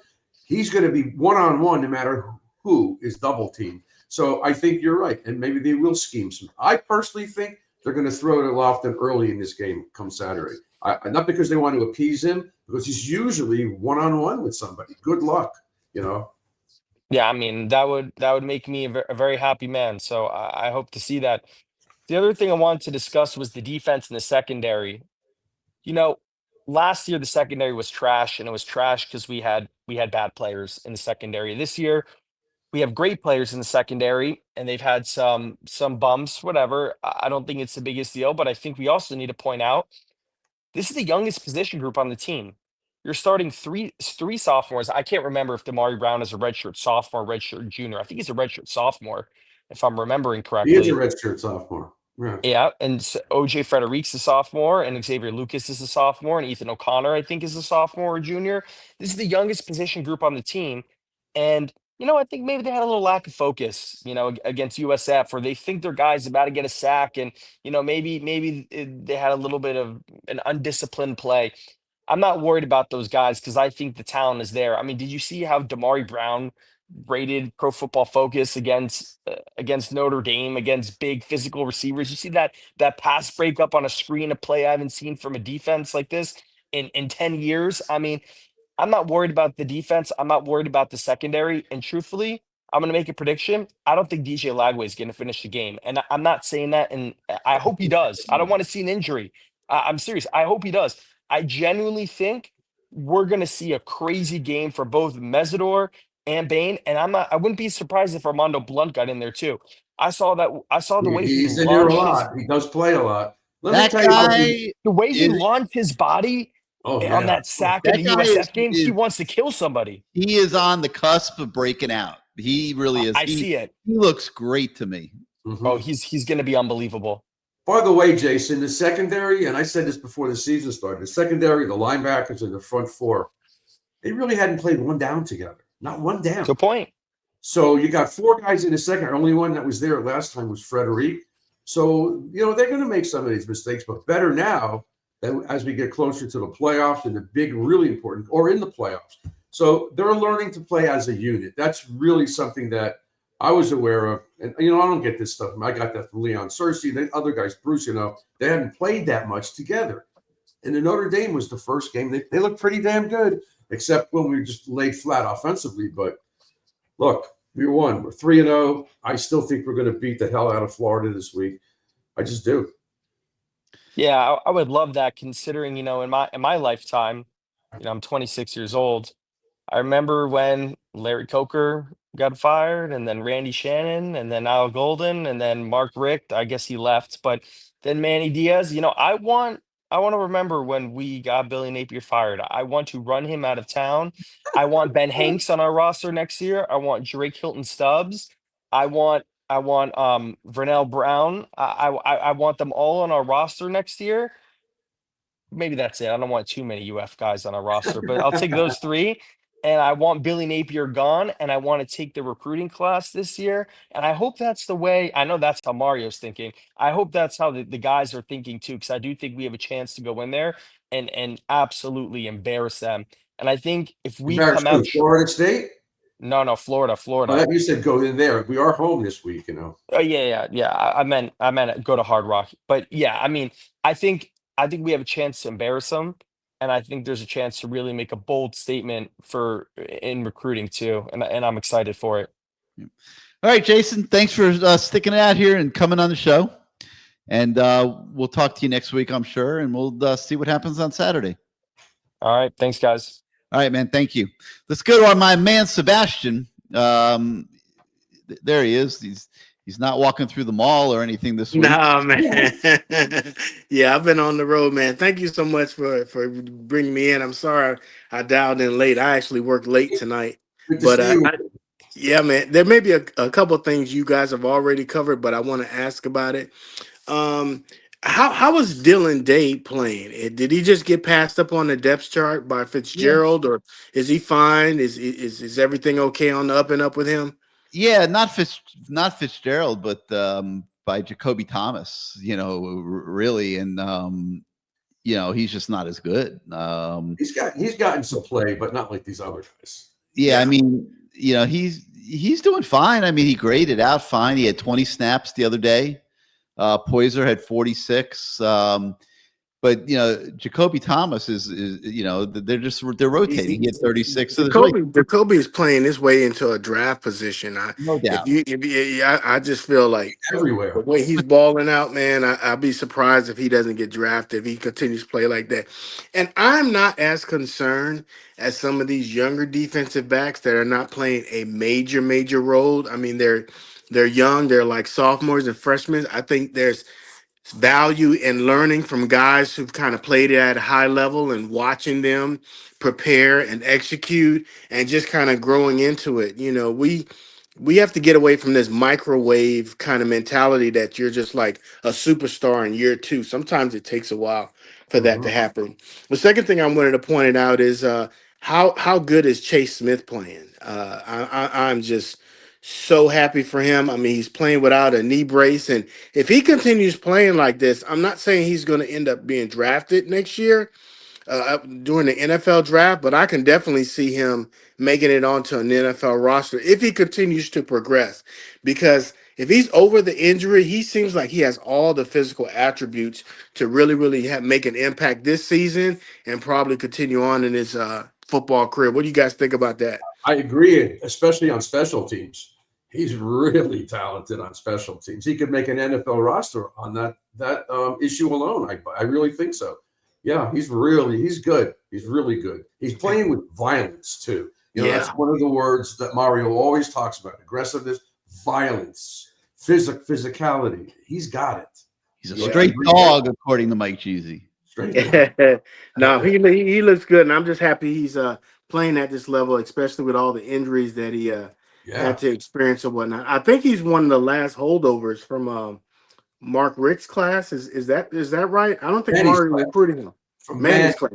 Yeah, Manny's class. The other point I wanted to make is, man, how fortunate we are to get a healed up, talented, smart Carson Beck. I mean, he is playing lights out. I mean, I feel like these first 3 games, he has answered a lot of questions that a lot of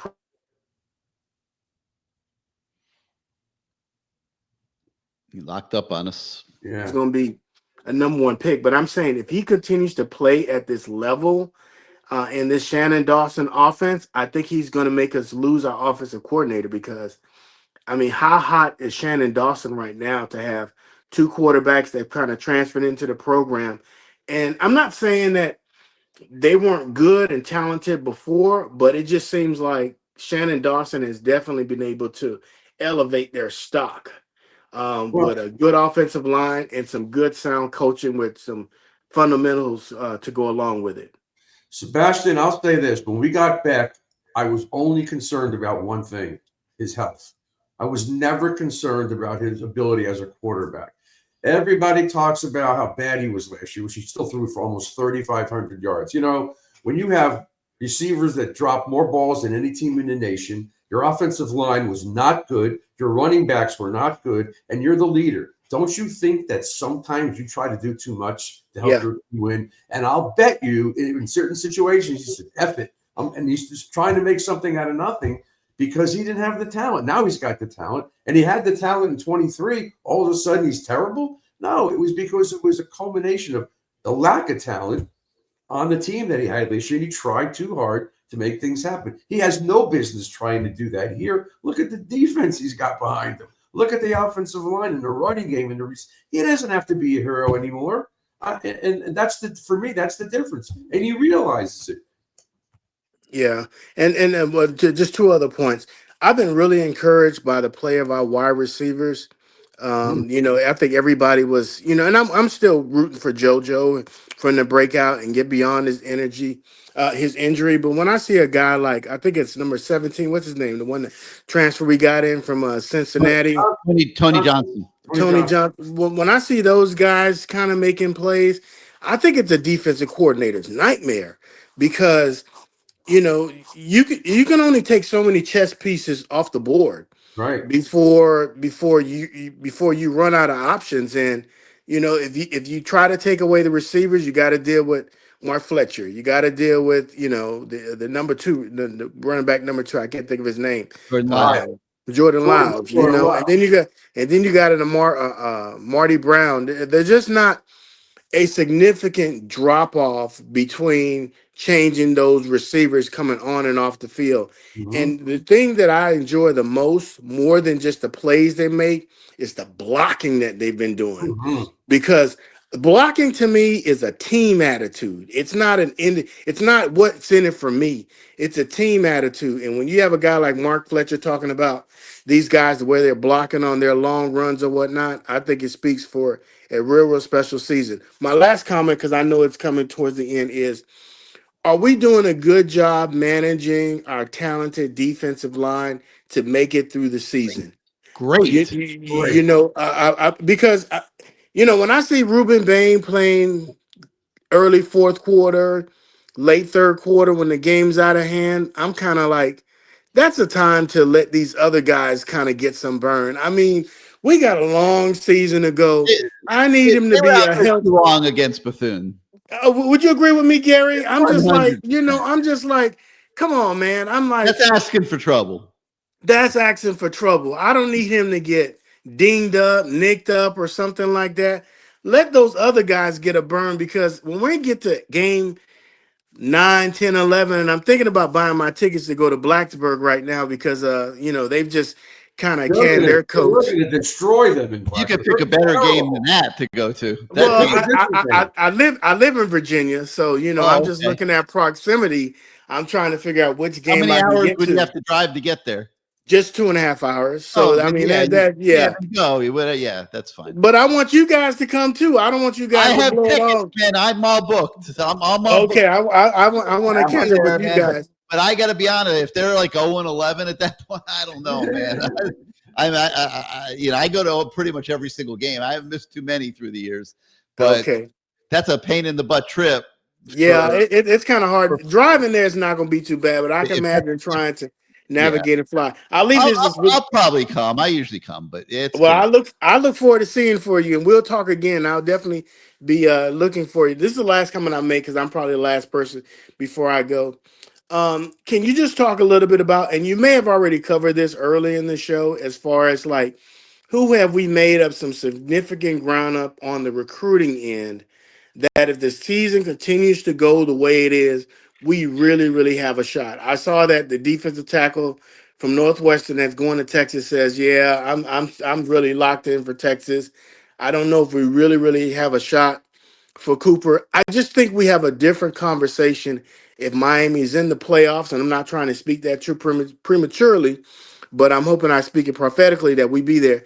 If Miami's in the college football playoffs and that orange and green or that orange and white is just on television, I'm just wondering who, based upon our play so far this year, we've made some ground on to say, hey, don't count us out just yet. All Don't right, count us out so just yet. That's a big Gary focus. question. That's a Gary, but my answer would be I think they're already locked into Texas, just like the kid that was from Pace, went to A&M, the defensive lineman. It was all this. I know that because his music teacher is one of my closest friends, and that was taken care of way before his senior season. Okay.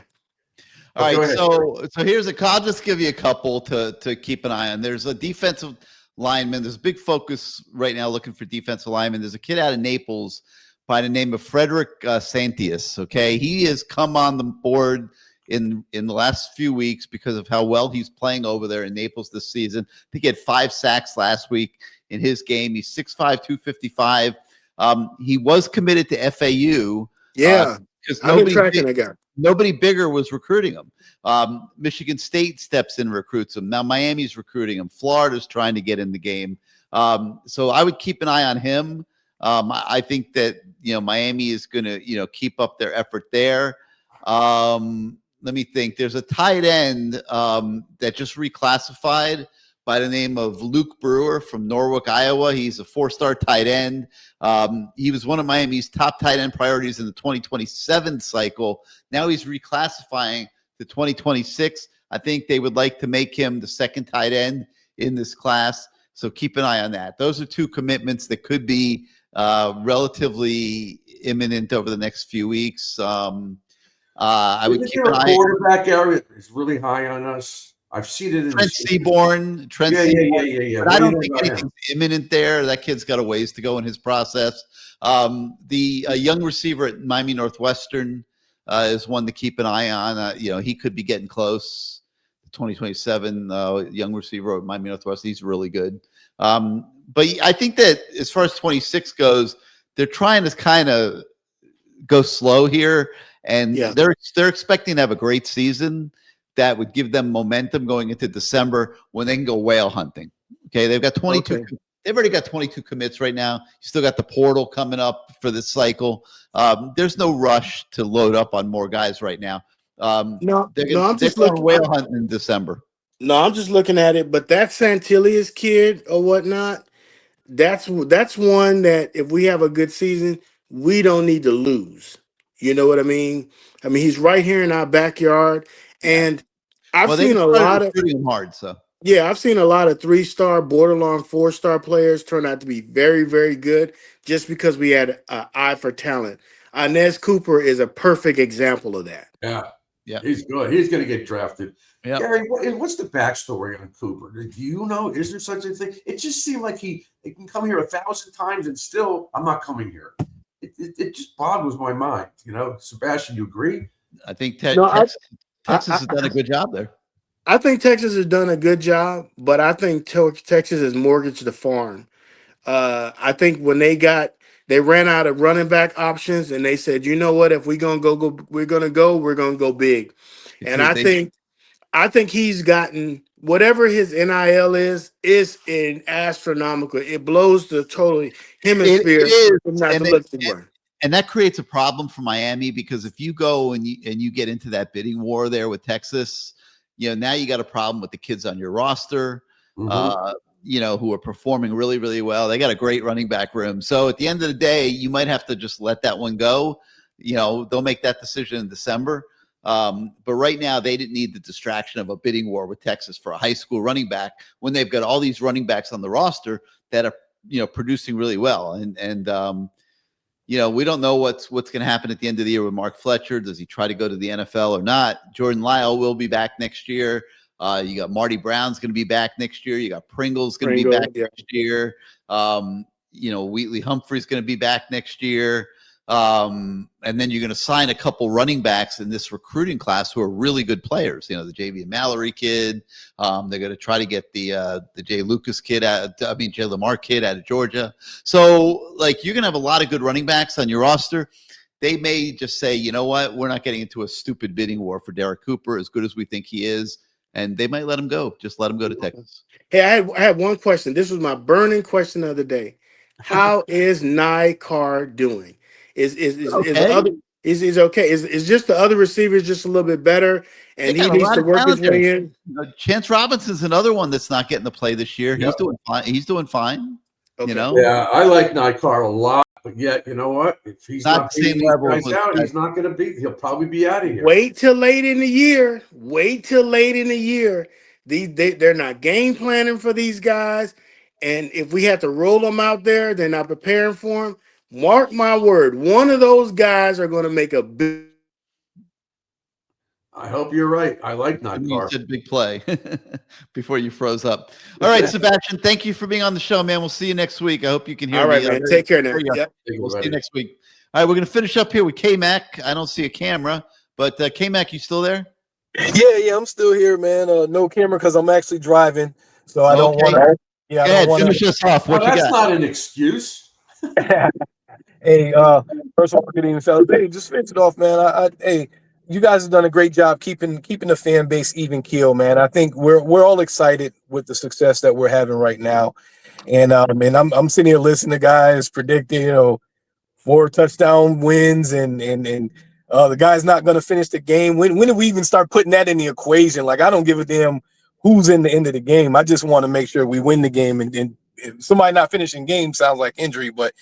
One thing for me, what should keep us even keel is remember Miami wanted a lot of the guys that are on that Florida's roster. They have talent. Okay, let's not act like these guys. You look at the Vernell Browns, you look at DJ Lagway. The whole entire country wanted Lagway. Okay, he's struggling right now, whether it's through schematics, whether he's just not seeing the field. Doesn't matter. The kid is talented. He can have that one shining game or that one defining moment. We just don't want it to be against us, but you have to prepare as if he's the best quarterback you're going to see this year.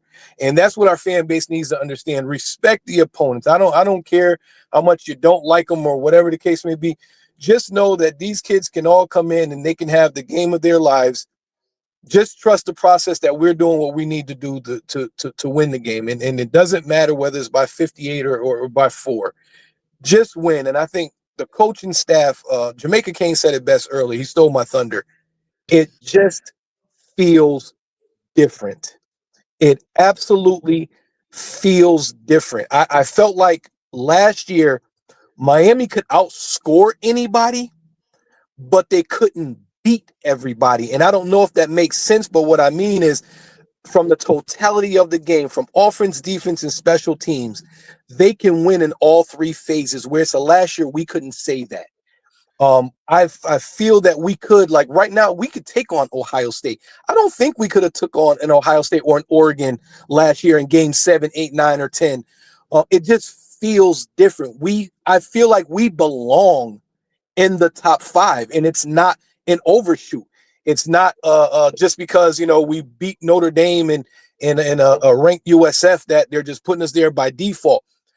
It feels like we are truly a national title contender this year, and it feels great, man. This is wonderful, and I think Mario's done a great job of keeping those kids focused.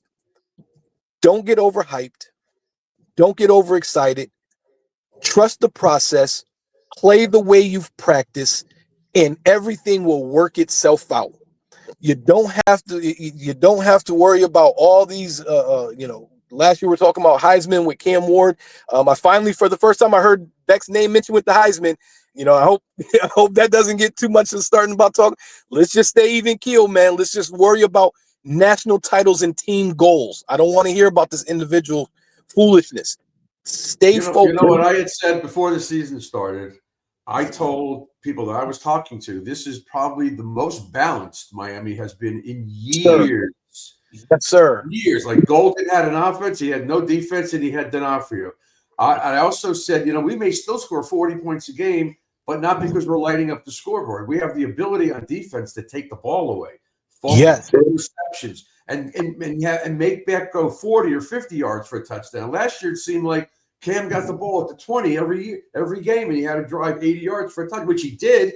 But the defense is helping this year. It's a more cohesive and balanced team. I really like these guys, and your statements are true. It's one game at a time. I'll give you a little. I probably shouldn't say this, but I am. So Kelvin Harris texted Mario yesterday, 16-0. And Mario texted him back 1-0. That's right. That's all he cares about, right, Gary? And yeah, 1-0. He's right. We got to take it one game at a time, because for years we're sitting here making predictions based on schedules. None of it ever worked out. Not since 2000, 2001. So I agree. We got to win every game. We got to be jacked. And I believe Mario has these guys on the same page, not only on Saturday, but during the week too. They're practicing their rear ends off. Hey, Gary, this is actually the first time I was looking forward to Georgia Tech being on the schedule, and they're not on it this year. I feel we finally had the team that was going to end this foolishness. You might get him in December, K-Mac. You're going to get him. You may get him in the ACC title game. You may get him in the ACC championship game in December. Bingo. Don't be surprised. You're right, and I shout out. And so let me throw some shade at my boy Brandon, who's a Clemson fan. Beginning of the year, all me and him keep talking about we're meeting in the ACC championship this year. Yeah, we might make it. Don't like you guys, but yeah, you're right. I might get Georgia Tech, but anyways, it feels good. They're two games behind Georgia Tech right now, Clemson. Exactly. Yeah. So they got the uphill battle, but hey, Gary, it feels good, man. This really feels like a really good year. And I just hope the guys keep it up. Trust the process, trust the coaches, the communication, the camaraderie, the cohesiveness. We haven't seen it in a while, man, and I'm really, really enjoying it, guy. That's a great point. Enjoy it is right, because we really haven't seen this since 2001, 2002. But of course, they stole the game from us in the Fiesta Bowl. Yeah, they did. All right, K-Mac. We got to go to sleep, man. Yeah, me too, bud. As soon as I get off, I'm hurry up and get off this road. But hey, you guys take care. Appreciate you guys. Stay safe, man, and go Canes. We'll talk to you next week. Yes, sir. All right. Thanks for being part of the show. We got a lot of no video guys on this show. Well, just from time to time. He usually has a camera. Anyway, Bruce, thank you so much for popping in. It's going to be an exciting Saturday night at Hard Rock Stadium. We thank everybody that participated in the show tonight. Another great CaneSport Live. Thanks, obviously, to Matt Shodell for his contribution in the first hour. We got College Game Day on Saturday morning. Hope to see a bunch of you guys down there, and I'm excited, man. We get to spend some time with like Nick Saban and Pat McAfee and those guys. And I'm going to try to get down there and do some interviews with them. And hey, you know what? If you run into Chris Fowler, give him my number. Chris knows. Fowler's not on the show anymore, Bruce. No, is he doing the play-by-play? Oh yeah, but well, I don't know. I haven't paid attention to who's doing the play-by-play, but Yeah, I know he's not on the pregame show. Not on game day. He's not on game day anymore. I can't tell you if he's doing the broadcast. I haven't seen that yet. But anyway, I'm looking forward to see the game day crew down on campus on Friday, and we'll have coverage of the show on Saturday. You guys will be able to watch it. Big game Saturday night. It's going to be an exciting weekend for the Canes, no doubt about it. So for Matt and Bruce and everybody else that participated, I'm Gary. Thanks so much for being part of the show tonight. We'll see you next time, everybody.